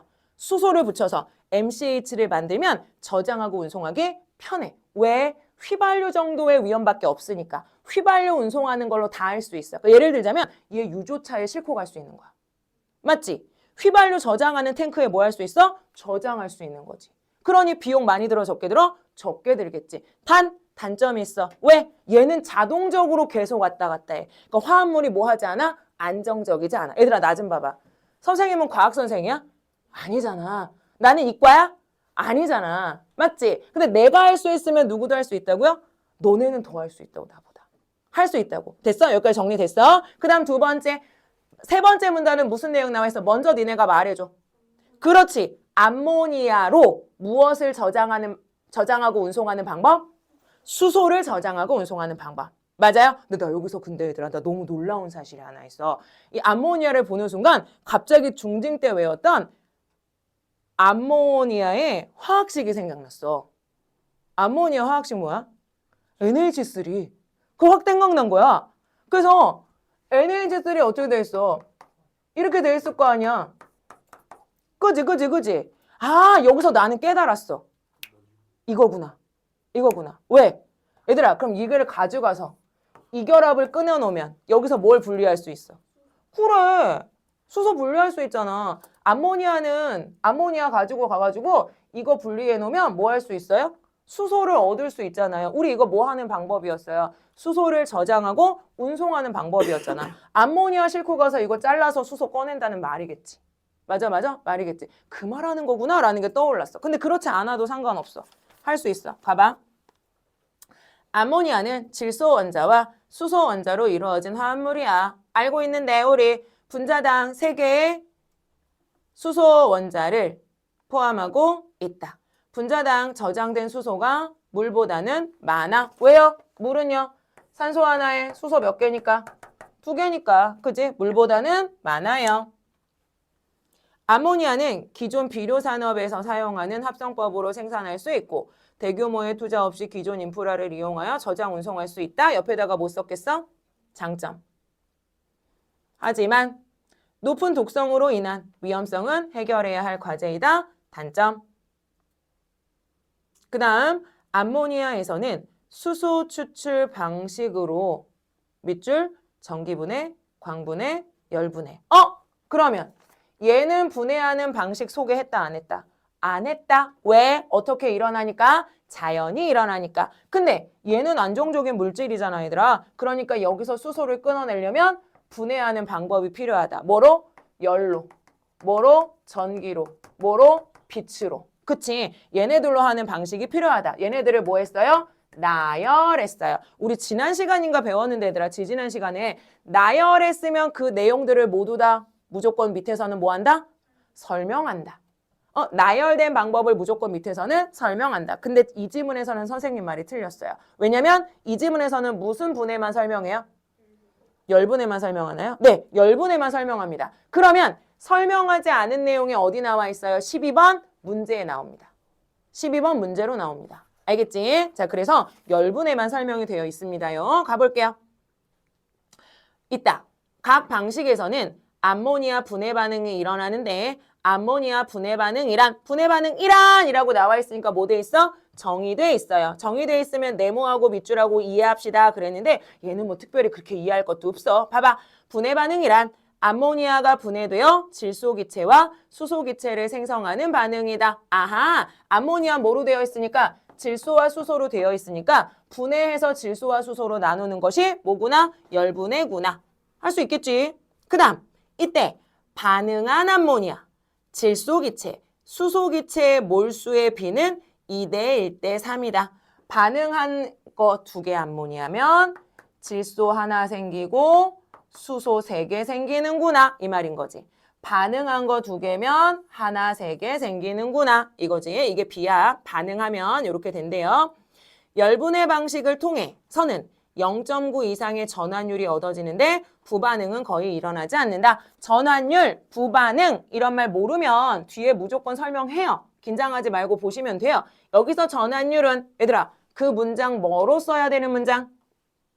그렇지. 전환율은 반응한 전체 암모니아의 몰수를 공급한 암모니아의 몰수로 나눈 값이며 그러면 왼쪽에 뭐가 써 있어야 돼? 수식이 하나 써 있어야 되지. 뭐 수식이라고 할 것도 없지. 뭐분해 뭐? 뭐분해 뭐라고 써야 돼? 공급한 암모니아의 몰수 분해. 반응한 암모니아의 몰수. 이렇게 써놔야 되겠지. 이거 뭐요? 전환율이라고 옆에 쓰세요. 그럼 10개 공급해서 9개 반응했으면 0.9 이렇게 되는 거잖아. 부반응도 나는 무슨 말인지 몰라 얘들아. 근데 1학년 공통과학에 부반응 나오지 않니? 부반응이란 정의했어. 부반응이란 네모 암모니아 분해 반응에 의도된 생성물. 질문. 그럼 얘들아 암모니아 분해 반응에 의도된 생성물은 누구예요? 수소. 우리는 이 분해 왜 하는 거니까? 수소 얻기 위해서 하는 거니까 이게 의도된 생성물이야. 의도된 생성물. 그지? 우리가 얻으려는 건 수소니까요. 이거 이외에 다른 물질이 최종 물질로 생기는 반응을 뜻한다. 다른 애 생겼으면 걔가 뭐라고? 부반응이라고 한다고. 됐어? 그러면 얘들아 열분해 같은 경우에는 부반응 거의 안 일어나지. 한 거 다 분해되니까 거의 일어나지 않는다라고 볼 수가 있습니다. 12번 해볼까요? 12번. 풀어온 사람도 있죠. 안 푼 사람도 있으니까 선생님 정리하는 동안 선지를 한번 다시 확인해 보세요. 정확히 설명해 주실 수 있어야 돼요.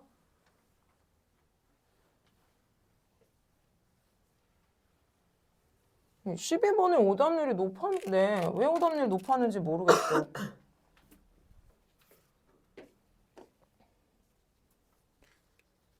12번.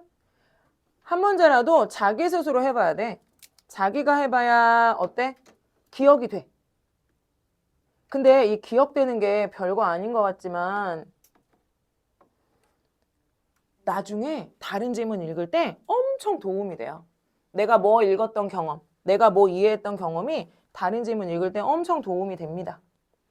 됐어요? 답은 몇 번일까요? 자, 1번 먼저 가볼까요? 니네가 이제 잘 생각해봐요. 자, 보기를 읽을 때는 무조건 어떻게 읽어야 된다고요?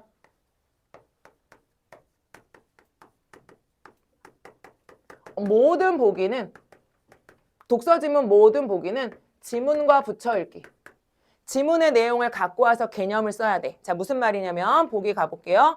한 과학자는 전기분해 방식으로 자, 지금 보기는 무슨 방식? 전기로 분해하는 전기분해를 했습니다. 전기분해를 해요. 전기분해 방식으로 암모니아를 분해하는 반응기를 고안해서 실험을 했어요. 이를 사용하는 수소기체를 얻고자 실험하는 거였어. 야, 그럼 얘들아, 수소기체 밑에다가 뭐라고 써야 돼요? 의도된? 지문에 나와 있는 말로 바꿔야 된다고. 수소기체를 얻고자 실험을 수행하였다. 그랬잖아. 수소기체 밑에다가 뭐라고 써야 돼? 의도된 생성물. 내 이 실험에서 얻고자 하는 애는 수소기체야. 의도된 생성물. 이를 사용하여 수소기체를 얻고자 실험을 실행하였다. 이 전기분해 방식에서는 암모니아 10몰을 공급했을 때 6몰의 암모니아만 반응했다. 그러면 얘들아, 전기분해가 B잖아요. 전기분해의 경우에 전환율은 어떻게 돼요? 0.6이 되는 거지. 맞아? 몇 개 공급했는데? 10개 공급했는데 그 중에 몇 개만 반응했으니까 6개만 반응했으니까 전환율은 0.9가 됩니다. 라고 쓰셔야겠죠. 반응한 암모니아의 몰수보다 많은 몰수의 수소기체가 생성되었다. 얘들아. 꼭 전기분해했을 때만 반응한 암모니아의 몰수보다 수소기체가 많이 생성되니? 분해 반응이 일어났을 때 암모니아 2개 주면 질소 몇 개 생겨요? 암모니아 2개 주면 질소 몇 개 생겨요? 1개. 수소 몇 개 생겨요? 3개. 라고 어디에 나와 있었어요? 지문에 나와 있었죠. 그럼 B를 전기분해해도 전기분해된 비율은 이거고요. 열로 전기분해해도 그 비율은 어때요? 이거죠. 비율 자체가 바뀔까요? 안 바뀔까요? 안 바뀝니다. 비율 자체는 똑같죠. 그러니 여기 지금 보기에 얘를 너네 헷갈리라고 쓴 건데 얘만 이런 것처럼 얘만 많은 것처럼 썼지만 사실은 모든 분해는 암모니아 2개 넣으면 하나, 3개, 암모니아 2개 넣는 된다. 암모니아 2개 반응하면 하나, 3개 생기는 건 똑같기 때문에 요거 질소고 요거 수소니까 반응한 암모니아 수보다 생성된 수소 몰수는 당연히 많은 거야. 모든 분해에서. 맞지? 그 다음 이때 원치 않았던 물질인 암모늄이온. 그럼 얘들아, 원치 않았던 물질인 암모늄이온이 생성되는 건 무슨 반응? 부반응. 맞아요? 부반응이 얘는 어떻게 일어난다고? 상당량 생성되었다. 부반응 어떻다? 많다. 맞아요? 아까 우리 전기분해의 경우에는 어떻다 그랬어? 부반응 적다 그랬었지. 열분해의 경우엔 부반응 적다 그랬었지. 근데 전기반응의 경우엔 부반응 많다 이렇게 되겠지. 됐어요? 자, 그럼 1번 선지 가보겠습니다. 얘들아 생각해야 돼. 선생님 설명 그냥 듣고 막 있는 게 아니야. 생각해야 돼 니네가. 자, A니까 누구야? 지문, 열분해야. 열분해에서 질소기체를 생성하는 것과 달리 B에서는 질소기체를 생성하지 않는다. 얘들아 나 질문. 이 분해는 다 무엇을 생산하기 위한 분해 반응? 수소를 생성하기 위한 분해 반응. 그럼 수소를 생성하는 과정에서 질소가 만들어질 수는 있죠. 맞아요? 하지만 질소기체를 생성하는 것과 달리 질소기체를 생성하지 않는다. 질소기체 만들어지기 때문에 둘 다 만들어진다 라고 얘기해야 맞는 거지. 무조건 질소는 한 개 나오게 되어 있어요. 그리고 1번은 X. 2번 갑니다.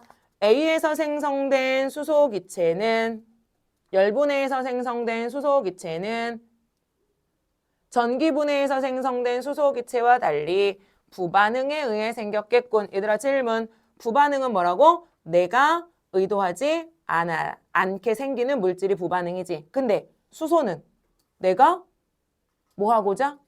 얻고자 해서 만들어진 기체잖아요. 따라서 얘는 부반응 X. 이렇게 가야겠지. 3번. 열분해에서 암모니아를 공급했을 때의 전환율은 얼마? 0.9. 전기분해에서 암모니아를 공급했을 때의 전환율 얼마? 0.6. 0.9와 0.6 중에 누가 더 작아요? 0.6이 더 작으니까 3번 X. 5번 가볼게요. 전기분해에서는 열분해에서와 달리 반응한 암모니아의 몰수보다 많은 몰수의 수소기체가 생성되는군. 얘들아, 열분해를 하든 전기분해를 하든 비율은 2대 1대 3 동일합니다. 따라서 둘 다 뭐는 많이 만들어져? 수소는 많이 만들어집니다. 따라서 달리 X. 그럼 답은 몇 번? 4번. B는 전기분해는 누구보다 열분해 방식과 비교했을 때 같은 양의 암모니아를 공급한다면 더 적은 양의 수소기체를 생성하겠군. 얘들아 잘 생각해봐. 비율은 같은데 뭐가 다르기 때문에? 비율은 같지만 뭐가 다르기 때문에? 전환율이 다르기 때문에 만약에 10개를 넣었다고 생각하면 열분해에서는 그중에 몇 개가 반응해? 9개가 반응하지. 맞아요? 9개가 반응하니까 반응한 암모니아의 몰수 자체가 9개 대 6개란 말이야. 맞아? 그러면 생성된 수소의 몰수 자체도 어때요? 누가 더 많을 수밖에 없어. 전환율이 큰 열분해가 더 많을 수밖에 없지. 그래서 답은 몇 번? 4번이 되겠지. 괜찮아? 11번 올라가 봅니다. 기억, 니은에 대한 설명으로 가장 적절한 것을 골라봅니다. 자, 기억은 MCH, 니은은 암모니아. MCH는 증발기체가 많아 발생하는 누출 위험성이 크다. 얘들아, MCH와 암모니아, 너네 잘 봐. 나 좀 봐. 뭐가 기체가 모여서 문제가 됐지? 기체가 모였단다. 수소가 모여서 문제가 되는 거지? 기체여서 문제가 되는 거지. 왜? 기체는 뭐도 크고 부피도 크고 무엇의 위험성도 높아? 폭발의 위험성도 높아. 그래서 얘를 뭐로 만든다고? 그렇지. 수소 자체를 액체로 만든다고. 근데 그래도 문제가 있지. 어떤 문제? 너무 저온이야. 그래서 얘를 액체 상태의 다른 물질과 뭐해서 합쳐서 운반하고 추출하는 거야. 그게 MCH와 암모니아지. 그래서 MCH와 암모니아 앞에 계속 뭐가 붙었었어? 액상유기화합물, 액상암모니아라는 말이 붙었었지. 얘네 두 개의 물질은 뭐예요? 물질의 상태는 액체가 되겠죠. 그럼 1번 맞는 말, 틀린 말? 틀린 말. 2번. 암모니아는 독성이 낮아 위험성이 크지 않다. 이거 암모니아의 단점이었지. 뭐요? 독성이 크다라는 게 단점이었어요. 왼쪽에 썼었습니다. 3번. 암모니아는 운송을 위한 대규모의 투자가 필요하다. 얘들아, 암모니아는 어떤 과정하고 비슷해서? 암모니아는 뭐와 비슷하다 그랬지? 비료산업. 그치? MCH는 뭐랑 비슷하다 그랬지? 석유랑 비슷하다 그랬지. 그래서 비용이 적다 그랬지. 기존의 것들을 다 이용하면 된다 그랬어. 5번 먼저 가보세요. 기억은 MCH는 기존 인프라 이용하여 저장할 수 있다. 맞는 말이지. 기존 인프라 중에 뭐 이용한다 그랬어? 석유 관련된 거. 그런데 니은하고는 다르대. 얘들아, 암모니아는 뭐? 비료. 그러니까 5번도 X. 달리 때문에 X. 그럼 답은 4번. 기억은 니은보다 분자당 저장되어 있는 수소 원자가 많다. 헤헤이. 액상 유기화합물인 MCH 설명할 때는 얘들아 원자 단위가 아니고 분자 단위로 설명했고요. 밑에 암모니아는 분자 단위가 아니라 뭐 설명했어요? 원자 단위로 설명했어요. 그러니까 니네가 이거를 뭐 할 수 있으면 바꿔서 생각할 수 있으면 쉽게 맞고 틀리는 거를 해결할 수 있어 얘들아. MCH에는 수소 몇 개 붙어 있다고? 몇 개의 원자가 붙어 있다고? 아까 MCH에는 수소 분자 몇 개가 붙어 있다 그랬어? 3개. 그러니까 원자로 따지면 몇 개 붙어 있는 거야? 6개 붙어 있는 거고요. 밑에 암모니아는 수소 원자 몇 개가 붙어 있다 그랬어? 3개. 그러니까 원자 단위로 따지면 배수로 많은 거지. 그러니 4번은 맞는 말 틀린 말? 맞는 말이 되는 거지. 괜찮아? 그래서 답은 몇 번? 4번이 됩니다. 10번에 5번이고 11번에 4번이고 12번에 4번이었어요. 얘들아, 지문을 열심히 좀 이해하는 연습하는 게 중요해. 하다 보면 늘어요. 하다 보면 과학 지문이 쉬워집니다. 됐어요? 자, 넘어가 봅니다. 고전소설 하자 그랬지? 27번에서 30번 9페이지. 27번에서 30번.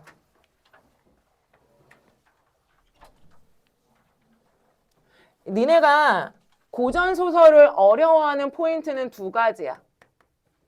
뭐야? 고전소설 왜 어려워 얘들아?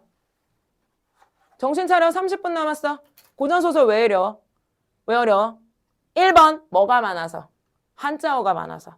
읽어도 무슨 말인지 모르겠어요 선생님. 한자어 많아서요. 이해가 안 돼요. 이게 포인트 1번이야. 근데 얘들아, 선생님 정말 냉정하게 말하면 고전소설 몇 개만 잘 읽잖아? 그러면 반복되는 한자어들이 계속 보여요. 그거 말고 나머지는 전체 맥락에서 필요가 없어. 필요 없어. 선생님이 읽으면서 너네가 알아야 되는 한자어는 말씀드리겠지만 아닌 건 넘어가셔도 돼요. 알겠지? 하나, 2번째는 뭐냐면 선생님, 인간들이 너무 많아요. 사람이 너무 많이 나와요. 사람 이름이 많이 나오기도 하고 호칭이 많이 나와요. 그래서 인물 수가 많아요. 그래서 정의해가 안 돼요. 맞지? 그래서 요거를 해결하는 방법이 있어. 요거 해결하는 방법은 뭘 그리는 거냐면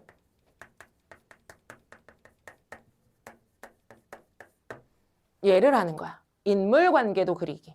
자, 이게 무슨 말이냐면 지문을 읽다 보면 이 글에서는 누가 나올 거냐면 진옥이가 나올 거야, 얘들아. 진옥이라는 인물이 나올 거야. 아마 이 글이 제목이 뭐니까? 이 글 제목 뭐예요? 김진옥전이에요. 네, 이 글의 제목이 김진옥전입니다. 그럼 이 글의 주인공이 누구겠어요? 그렇죠. 진옥씨겠죠. 그러면 너네가 이 지문을 읽으면서 얘들아 진옥이를 가운데다 두고 인물이 나올 때마다 얘와의 관계를 쓰는 거야. 얘와 그렇지. 그래서 어떻게 하는 거냐면 제일 첫 번째 누구 만나냐면요. 한 노인을 만나요. 지문을 읽으면 한 노인을 만납니다. 근데 알고 봤더니 이 노인이 누구예요? 아빠예요. 그러면 가로 열고 뭐라고 쓰면 돼? 이렇게 쓰시면 돼. 맞아? 그리고 가다 보면 누구를 만날 거냐면 한 동자라 그랬나? 뭐라 그랬지? 동자. 한 동자를 만나요. 조금 이따 다시 읽어볼 거야. 동자를 만나요. 근데 알고 봤더니 얘들아 이 동자는 누구냐면 용궁에서 온 심부름꾼이야. 용궁에서 온 심부름꾼. 그러면 선생님은 그림을 이렇게 그렸거든. 똑같이 안 그려도 돼요. 이렇게 하나 그렸어요. 이렇게 그리고 나서 나는 뭐라고 썼냐면 용궁, 바다 이렇게 그렸어요. 그 다음에 또 인물들이 많이 나오거든. 근데 그 인물들은 얘들아 용궁하고는 관련이 없어. 어디냐면 얘네들은 인간 세계에 있는 사람들이야. 그래서 이거는 니네 나름이야. 그리다 보면 이렇게 그리는 게 좋겠구나 하는 때가 있어요. 그리다 보면 생각이 납니다. 각자 나름으로 그리는데 나는 이렇게 그린 거야. 그래서 인물 관계도를 그리는 거야. 그러면 어떻게 돼? 내용의 이해가 훨씬 쉬워지고요. 만약에 내가 세부 내용 기억을 못할 때도 얘를 보면 얘는 이거였지 하는 생각이 들어요. 너네 혹시 삼국지 읽어봤어? 삼국지연이? 다 읽었어? 끝까지? 이거 있잖아. 어른들이 읽는 삼국지를 읽으면 12권인가 그렇죠.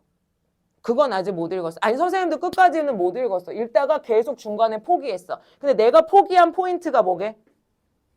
사람이 너무 많이 나와요. 진짜 사람이 많이 나와. 그래서 읽다 보면 새로운 인물인 줄 알았어. 근데 나중에 보면 얘 옛날에 만났었대. 이렇게 된다고. 그래서 얘들아 내가 기억하기로 선생님 옛날 책인데 대학교 때 읽은 책인데 내가 기억하기로 우리 때 삼국지가 출판되는 출판사가 몇 개가 있었거든. 근데 그 모든 책의 뒤에 뭐가 있냐면 인물 관계도가 이만큼 표로 정리돼 있어. 그래서 뭐 위나라 사람, 오나라 사람, 총나라 사람 이래서 각각의 이렇게 인물 관계도가 있고 중요 인물들만 뽑아서 걔네들의 관계도가 또 있었어 책 뒤에. 그래서 나 이렇게 읽다가 옛날에 만났다는데 무슨 애인지 모르겠어. 그러면 어디가? 뒤에 가서 그 인물 관계도 가서 찾아서 맞다. 이러면 생각이 난 거야. 근데 이거를 니네가 뭐 하는 거야? 이 글에서 적용하는 거라고. 인물이 많이 나오면 복잡하니까 얘네들을 이렇게 그리는 거야. 예쁘게 그릴 필요 없죠? 그지? 잘 그릴 필요도 없어요. 내가 알아볼 수 있게만 그리면 됩니다. 알겠지? 요거를 하시면 훨씬 이야기가 간단해져요. 그 다음 세 번째는 뭐냐면 얘들아 똑같은 인물인데요. 호칭이 바뀌는 경우가 있어서요. 호칭에 따라서 얘가 같은 애인지 다른 애인지를 구분해 주셔야 돼요. 선생님 한번 보여줄게요. 어디 가냐면 지금 이제 읽어보자. 이제 읽어볼게. 앞부분 줄거리는 무조건 읽으셔야죠. 진옥은 우리 제목 보고 김진옥이라는 거 알았으니까 진옥이가 이 글의 주인공이야. 진옥은 월국에 승전한 일을 황제에게 전하고 돌아오다 문득 대풍을 만나고 했단 섬에 이르러 노인을 만났다. 인물 노인 나오니까 이렇게 썼다고. 진옥이 노인 이렇게 썼어. 그 다음에 노인이 눈물을 흘리며 잃어버렸어요. 이름이 뭡니까? 진옥입니다. 공부하다가 잃어버렸어요. 원수가. 얘들아 밑줄. 원수가. 그제야 부친인 줄 알고. 얘들아 원수 누구야?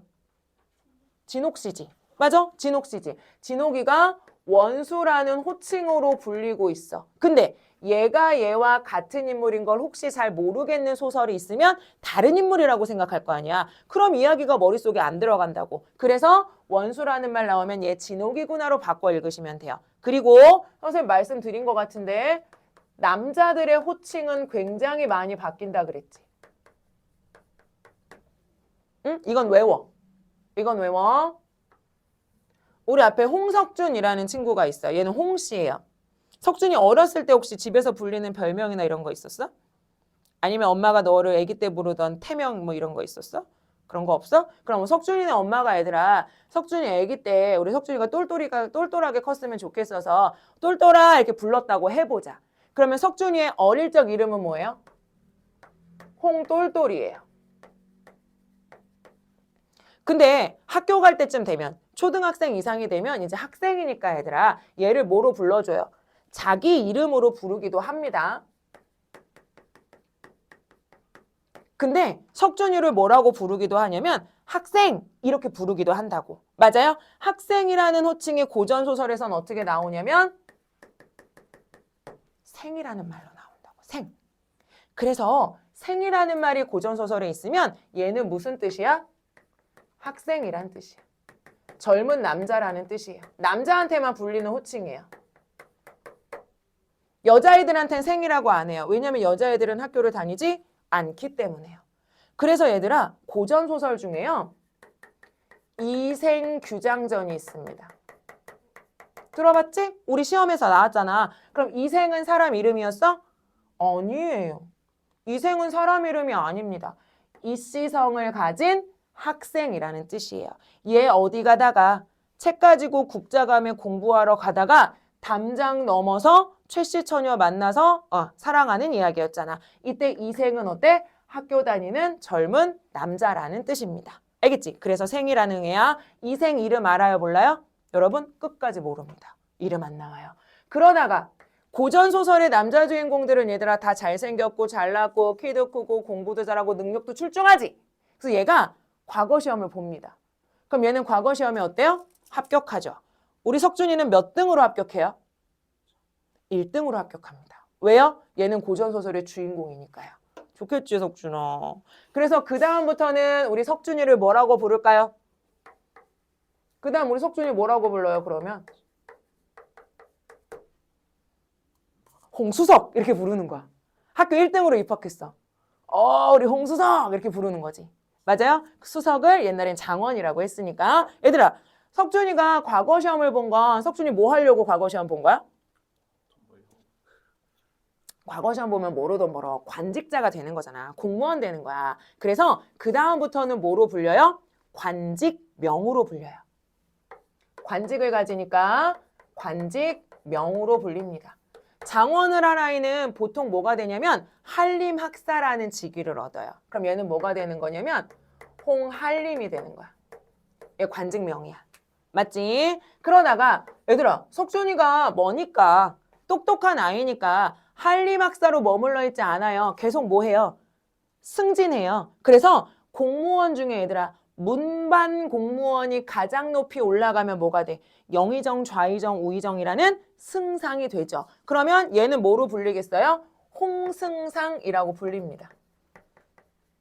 홍 빼고 승상이라고 불리거나 홍승상이라고 불립니다. 근데 옛날에는 얘들아 문반도 장군이 될 수 있었어요.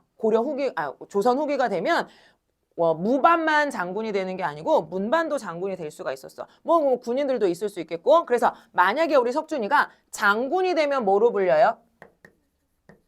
장군 아니고 보통 뭐로 불리냐면 원수로 불립니다. 원수 혹은 대원수 이렇게 불러요. 그러니까 뒤에 가면 홍승상이나 홍원수가 되면 우리 석준이가 나이가 좀 어떻게 됐을까?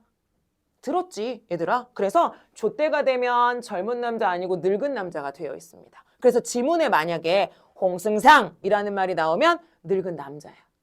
알겠지? 나이가 그래도 좀 있는 남자야. 홍생 그러면 뭐야? 젊은 남자야. 그래서 만약에 얘들아 지문 안에서 홍생과 홍승상이 대화하고 있어. 홍승과 홍승상이 대화하고 있어. 그럼 걔네들의 관계는 뭐일 수 있어? 아버지와 아들의 관계인 경우가 대부분이야. 맞지? 자, 여자들은 뭐밖에 없다 그랬어? 결혼 전과 결혼 후밖에 없다 그랬지. 이생규장전에서 이생이 사랑하던 여자 성씨가 뭐였지? 최 씨였죠. 뭐라고 불렀어? 최씨 처녀, 최처녀 이렇게 불리거나 최소적 이렇게 불리거나 최랑 등으로 불립니다. 보통은. 그러다가 얘가 결혼을 합니다. 결혼을 하면 뒤에 뭐가 붙어요? 그렇지. 무슨 부인이 붙어요. 요거 두 개가 끝. 그래서 부인이 붙었다는 건 결혼했다. 부인이 없으면 결혼 안 했다. 요렇게 생각하시면 됩니다. 됐나요? 자, 그러면 원수라는 말 있으니까 얘들아 이거 누구 얘기하는 거고요? 김진옥 얘기하는 거고 김진옥이 뭐가 됐구나? 아, 과거 시험에 합격해서 군대를 이렇게 이끄는 장군이 되었구나 라고 생각하시면 되겠지. 맞아요. 자, 그 다음에 소설에서 니네가 또 파악할 건 뭐냐면 소설에서 파악할 거는 이게 중요해. 인물의 반응. 인물의 반응. 자, 봐봐. 얘들아 봐봐. 내가 석준이를 이렇게 때렸어. 그랬더니 석준이는 어떻게 했어? 깜짝이야. 이러면서 이렇게 나를 쳐다봤단 말이야. 이 행동이 뭐예요? 얘의 반응이죠. 내가 이런 행동을 했을 때 얘가 깜짝이야 하고 나를 쳐다보는 게 반응이란 말이야. 근데 얘들아 이 반응이 모두 다 똑같아? 봐봐. 석준이를 내가 이렇게 치니까 석준이가 깜짝이야 그러면서 나를 이렇게 웃으면서 쳐다봤어. 근데 웃으면서 쳐다보는 게 진짜 웃는 거겠어? 아이씨 이런 거겠지. 맞아? 근데 똑같은 반응은 아닐 거야. 조옥에 관민이라는 친구가 있는데 내가 관민 똑같이 쳐볼게. 얘는 어때요? 얘는 무덤덤하다고요. 반응은 사람마다 달라. 근데 얘들아 그 반응 너네가 어떻게 확인할 수 있어?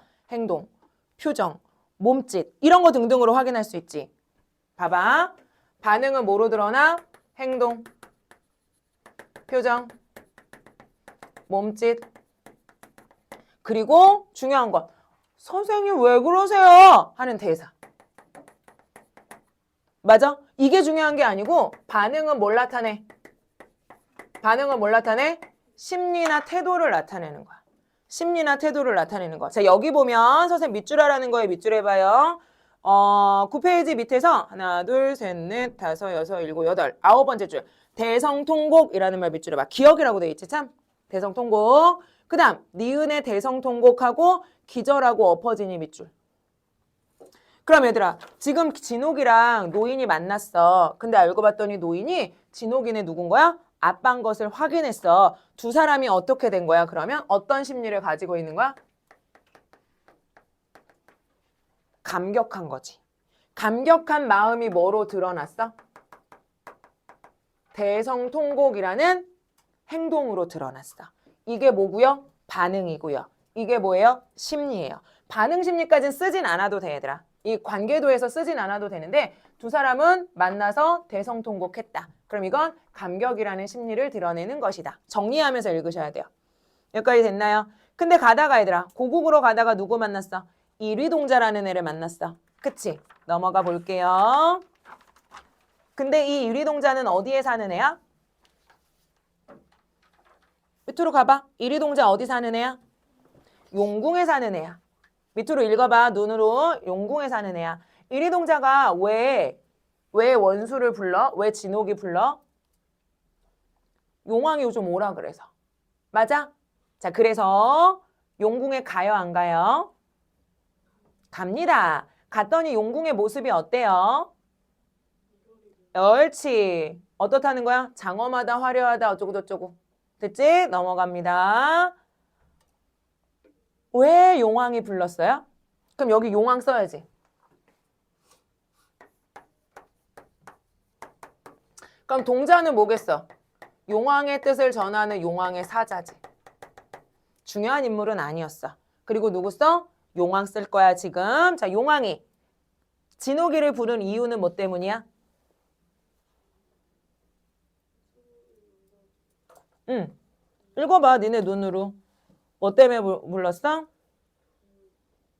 뭘 시키려고 불렀어? 동곡 대병이 지경을 범하고 있으니 그걸 원수가 뭐 했으면 좋겠어? 막았으면 좋겠어. 그럼 얘들아, 동곡, 여기다 써야겠다. 동곡, 용왕하고 지금 만난 용왕의 관계는 뭐야? 그렇지. 쳐들어오고 전쟁하는 사이니까 갈등 관계야. 맞아요? 얘가 얘를 뭐 할 거야? 막을 거야. 맞지? 나중에 누가 이겼는지는 알 수 없지만 누가 이겼겠어요? 당연히 진옥이가 이겼겠지? 그치? 그래서 둘이 전쟁하는 관계, 싸우는 관계가 되겠지. 맞냐? 쓰는 거야. 그 다음 어쨌더라. 각설 부분까지 내려가 보세요. 각설까지 내려가 보세요. 그리고 각설에는 표시. 각설은 표시. 각설 옆에다가 뭐라고 쓰시냐면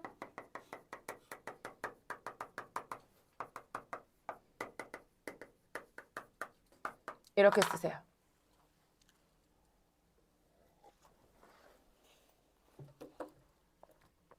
각설 옆에다가 사건 전환의 표지요. 아니요, 기다려봐요. 사건 전환의 표지. 저런 궁금증을 가지고 수업에 쓰는 건 참 좋은 일이지. 왜냐면 자기 지식을 동원해서 이게 내가 가지고 있는 지식하고 같은 건가를 생각해 보는 건 되게 중요해. 그래서 그룹을 잘 지어놓으면 머릿속에 잘 정리되거든. 봐봐. 사건 전환의 표지어라고 써놓으시고 이게 무슨 말이냐면 이때 표지어만 이해하면 되지. 그지? 얘들아, 우리 이제 길에 나가서 선생님이 운전을 할 때 보면 위에 뭐가 있냐면 표지판들이 있어. 일로 가면 그쪽 뭐지, 일로 가면 뭐뭐뭐 이런 거 있잖아. 그거 뭐야? 방향을 알려주는 표시해주는 판이지. 그럼 표지어는 뭐냐면 사건 전환을 알려주는 단어. 이 소리야. 사건 전환을 알려주는 단어. 그럼 각설이라는 말이 있으면 여기부터는 앞에 사건이 이어지는 게 아니고 전혀 새로운 사건으로 장면이 바뀌어요. 이런 표시인 거야. 장면이 바뀌어요. 각설이란 말하고 같은 말 있어. 차설이라는 말. 같이 써놔. 화설이라는 말. 아니면 이때 이런 말. 이런 말이 들어가면 사건이 바뀌는구나. 전혀 새로운 장면으로 전환하는구나 라고 생각하시면 돼서 여기서는 짝대기를 하나 그어두고 앞에 내용 따로 하나 1번 정리, 각설부터 다른 내용 2번 정리 이렇게 하면 돼. 그러면 어떤 장면이 새롭게 이어지나? 장소가 용궁이 아니겠죠? 맞아요? 그 다음 진옥이랑 아버지랑 용왕의 이야기도 아니라는 거예요. 아니라는 겁니다. 읽어볼게. 이때 중국 대병이 회환하다가 이랴 대풍에 원수탐배 표풍하여 얘들아 이때 원수 누구겠고? 진옥이겠고 진옥이가 뭐 했어? 바람을 만나서 표풍 바람 때문에 바람으로 인해서 뭐 했어요? 사라져 버렸어요. 그리고 군중이 황황하다는 건 뭐겠어? 황당했다 이런 말이겠지. 황당해서 두루 찾으나 종적을 모르겠어요. 원수가 어디 갔는지 모릅니다. 30일 만에 본국에 돌아와 황제께 아뢰기를 대원수 김진옥을 잃어버렸습니다 하니 그럼 여기까지 봐봐 얘들아. 그럼 봐봐. 지금 이 바람에 날아간 원수는 어디 가서 아까? 외딴섬 가서 누구 만나고? 아버지 만나고 지금 어디 가 있어요? 용궁에 가 있어요. 그러면 그때 헤어진 다른 군인들은 어떻게 된 거야? 지금처럼 황제에게 가 있는 거지. 그러면 자 질문. 원수가 외딴섬 가서 아버지를 만나고 있을 그때 다른 군인들은 고국에 돌아가 황제를 만나고 있는 상황이지. 그럼 나 질문. 원수가 어떤 일을 벌이고 있는 그 시간과 다른 부하들이 황제를 만나는 이 시간은 사실은 어느 시간? 같은 시간. 같은 시간 다른 장면이지. 맞아요? 왼쪽에다 씁니다. 뭐라고 쓰냐면 병렬적 전개, 병렬이라고 씁니다. 이런 개념어들은 얘들아 진짜 머리에 넣어둬야 돼. 영어 단어랑 똑같은 거야. 외워야 돼. 무슨 의미인지 생각해봐. 병렬이라는 게 뭐니 얘들아? 나란히 두는 게 병렬이지. 맞아? 그래서 병렬이라는 말 대신에 무슨 말도 들어갈 수 있어요? 병치라는 말 들어갈 수 있어요. 요거 두 개 다 뭐냐면 사건을 나란히 두다 이 말이야. 자, 그럼 이게 무슨 말이냐? 사건을 나란히 둔다는 게 무슨 말이냐? 아까 말했듯이 어떤 시간에 동시대에 벌어지는 다른 사건, 서술. 이게 병렬병치야. 그래서 지금 문제에는 그 문제가 안 나와 있지만 서술상의 특징 설명하면서 사건을 병치하여 이런 말 들어갈 수 있다고. 그럼 맞는 말 틀린 말. 맞는 말이라 그랬지. 그래서 우리가 이 병치나 병렬이라는 걸 소개할 때 선생님 영화 중에 무슨 얘기 많이 하냐면 엔드게임 많이 얘기해요. 엔드게임. 응? 엔드게임 본 사람 있어요? 또 옛날 영화에서 안 봤나 엔드게임? 그래서 우리 왜 그 뭐지? 엔드게임 뭐지 그게? 원래 어디서 온 거지? 인피니티 워. 아니 그 맞냐? 아 그거 말고 그거 뭐라 그러지 그거? 어벤져스. 그렇지. 나 그거 말하고 싶었어. 어벤져스 시리즈 우리 그때 되게 많이 봤잖아 얘들아. 엔드게임이 망해가지고 그 다음부터 재미가 없어서 잘 안 봤잖아. 근데 거기 엔드게임 보면 뭐가 나오냐면 타노스가 이 건틀렛 이거 갖고 있다고. 여기 이제 그 돌덩이들 이렇게 해가지고 얘 다 모은 다음에 핑거스냅 하면 인류의 절반이 사라지고 이거여가지고 그거를 막으려고 어벤져스들이 막기 위한 일들을 한다고요. 그때 뭐 해요? 자, 석준이는 뭐 하고 준범이는 뭐 하고 유진이는 뭐 해? 이렇게 말했다고. 그래서 얘네가 각자 할 일을 하려고 쫙 갔어. 그럼 영화 장면에 뭐가 나와? 유진이가 뭐 하는 게 나와. 그러다가 화면이 어때? 씩 하고 바뀌면서 그 다음 뭐가 나와? 석준이가 뭐 하는 얘기가 나와. 그 다음에 화면이 씩 하고 바뀌면서 준범이가 뭐 하는 얘기가 나온다고. 근데 우리가 보는 건 순차적으로 보지만 얘네가 벌이는 일들은 다 언제 일어난 거야? 같은 시간대에 일어난 거라고. 요런 서술 방식을 뭐라고 부르는 거냐면 병렬이라고 부르는 거야. 아까 말했잖아. 헤어졌어. 헤어지고 난 다음에는 동시간일 텐데 그걸 각각 서술하고 있으니까 병렬적으로 구성되어 있다라고 얘기할 수 있는 거지. 괜찮아? 거기까지 봤어요. 근데 여기서 임금님 반응. 그러면 얘들아 여기다 뭐 쓸까? 황제. 여기다가 황제 써야지. 맞아? 황제는 용궁에 있는 사람이 아니고 인간 세계에 있는 사람이니까. 근데 얘들아 황제 옆에다가 이거 하나만 써둘게요. 여기 지문에는 없지만 상이라는 말 니네 써두세요. 상.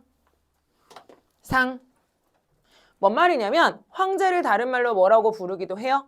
상이라고 부르기도 합니다. 근데 내가 이걸 왜 써주냐면 얘들아 우리 진옥이가 말이야. 김진옥이 말이야. 원수가 안 됐으면 뭐가 됐겠어? 만약에 원수가 안 됐어. 아 지웠네. 원수가 안 됐어. 그럼 뭐가 됐을까? 승상이 됐겠지. 근데 승상에도 뭐가 있어? 상이라는 말이 있잖아. 그러니까 자꾸 상을 승상이라고 생각해. 근데 일반적으로 상은 무슨 말? 임금님을 부르는 다른 말이야. 알겠지? 그래서 너네가 9월 모고를 보다 보면 9월 모고에 뭐가 나올 거냐면 이화전이라는 소설이 나올 거예요. 고전소설. 이화전의 주인공은 누구게? 이화전이야. 주인공 누구게? 이화예요. 이화가 얘들아 무반에 급제한 무신이야. 근데 관직임용이 안 돼가지고 맨날 백수로 놀고 있는 거야. 그래서 임금님이 어떤 고민이 있어가지고 그 고민을 제가 해결할게요. 그래서 부사로 부임을 하는 애거든. 그때 보면 그 지문에는 뭐가 나오냐면 상이라는 말이 나와. 그럼 그때 상은 누구야? 임금이란 말이야. 알겠지? 그렇게 알고 있으면 돼. 됐어요? 자, 황제 옆에 상 써두세요. 임금이란 말입니다. 자, 황제가 그 말을 듣고 대경차탄하여 하시고 다른 제종 군자들을 무사히 귀경 기뻐하시나? 그럼 봐봐. 여기 지금 반응에다가 밑줄을 해볼래? 임금님의 반응. 임금님 반응 어딨어? 군졸들이 무사히 귀국한 건 어떻게 생각했어? 기뻐한 거지.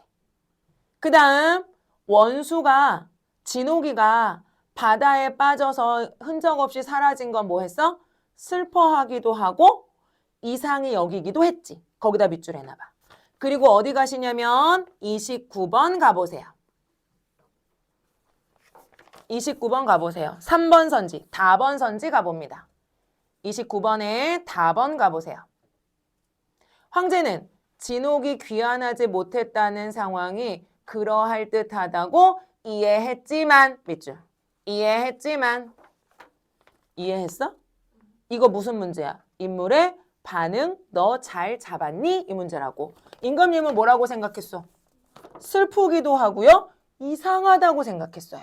그러니 3번에 이해했지만 X가 되는 거지. 반응과 관련되는 문제. 그럼 반응과 관련되는 선지가 있다는 건 우리가 소설 읽을 때 반응 나오면 밑줄 해야 된다는 뜻인 거지. 그러면 너네가 정리를 할 거면 황제가 있고요. 진옥이가 무사히 돌아오지 않고 있는 상황에 대해서 슬픔과 뭘 가지고 있는 애? 이상한 마음, 이상함을 갖고 있는 애였어. 이렇게 정리하시면 되는 거겠지. 됐어요? 다시 지문으로 와봅니다. 그때 밑으로 내려가요. 이때 누가 있어요? 유승상이 있습니다. 유승상 새로운 인물. 아직 누군지 몰라요. 유승상.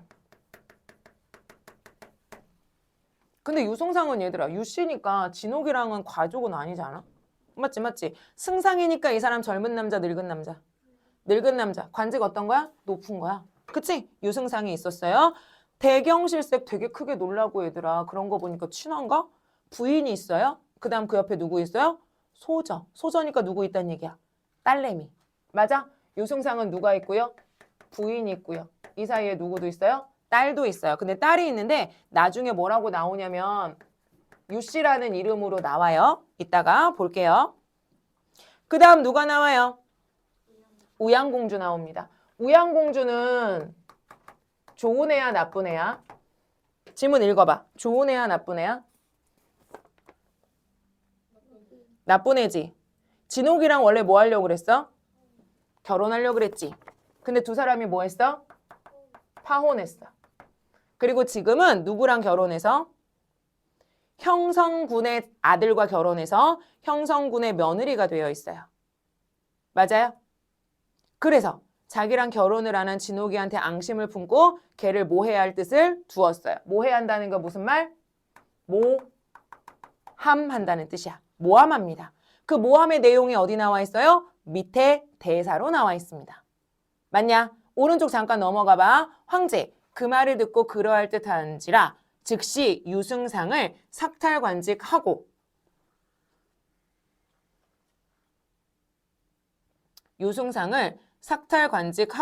진옥의 처 유씨를 나왔다. 진옥의 처 유씨를 그럼 유씨가 누군데? 유승상의 딸. 그럼 유씨와 원수는 무슨 사이? 부부 사이. 그럼 유승상은 진옥이랑 무슨 관계? 장인 사위 관계. 얘네 뭐 했어? 우양공주의 모함으로 삭탈관직 됐어. 중량 밑에 또 뭐 나와? 어딨어? 또 뭐 나와? 그렇지. 그럼 장면 다시 바뀝니다. 맞아요? 이 장면은 무슨 장면? 용궁에서 진옥이가 누구랑? 동곡용왕이랑 싸우는 장면. 맞아? 동곡용왕이랑 싸우는 장면. 여기 읽어보시면 됩니다. 자, 결과적으로 얘들아 이렇게 읽었더니 이제 나 좀 봐봐. 나 좀 봐봐. 이 글의 주인공은 누구고? 진옥이란 인물인데 진옥이가 월국과 전쟁을 하고 승리해서 고국으로 가다가 뭘 만나서? 큰 태풍을 만나서 바다에 빠지죠? 바다에 빠져서 어디에 다다릅니까? 외딴 섬에 갑니다. 외딴 섬에 가서 누구를 만나요? 아버지를 만나요. 아버지 만나서 고국으로 돌아오다 누구의? 동자의 요청으로 어디로 가게 됩니다? 용궁으로 가게 됩니다. 용궁에서 누구를 만나고? 용왕을 만나고 용왕의 부탁을 들어주게 되죠. 용왕의 부탁은 뭐였는데요? 동국용왕을 처치해줘. 그래서 도윤옥이가 동국용왕과 싸워서 승리하는 이야기입니다. 이 와중에 인간 세계에서 무슨 일이 벌어져요? 황제는 진옥이가 오지 않은 것에 대해 슬픔도 있지만 이상함도 가지고 있었고 진옥이와 파혼을 한 오양공주는 진옥이를 모함해서 그의 가족들을 뭐한다? 위기에 빠뜨린다. 내용 끝. 머리 들어가지. 넣고 시험을 보셔야 되는 거야. 쭉 읽는 게 아니고. 그래서 기본적으로 정리가 필요하다는 거 그리고 요거 인물 관계도 그 다음에 오늘 배웠던 요 내용 공부를 해놓으시면 됩니다. 다음 시간에 오실 때요 여러분 제가 9월 모고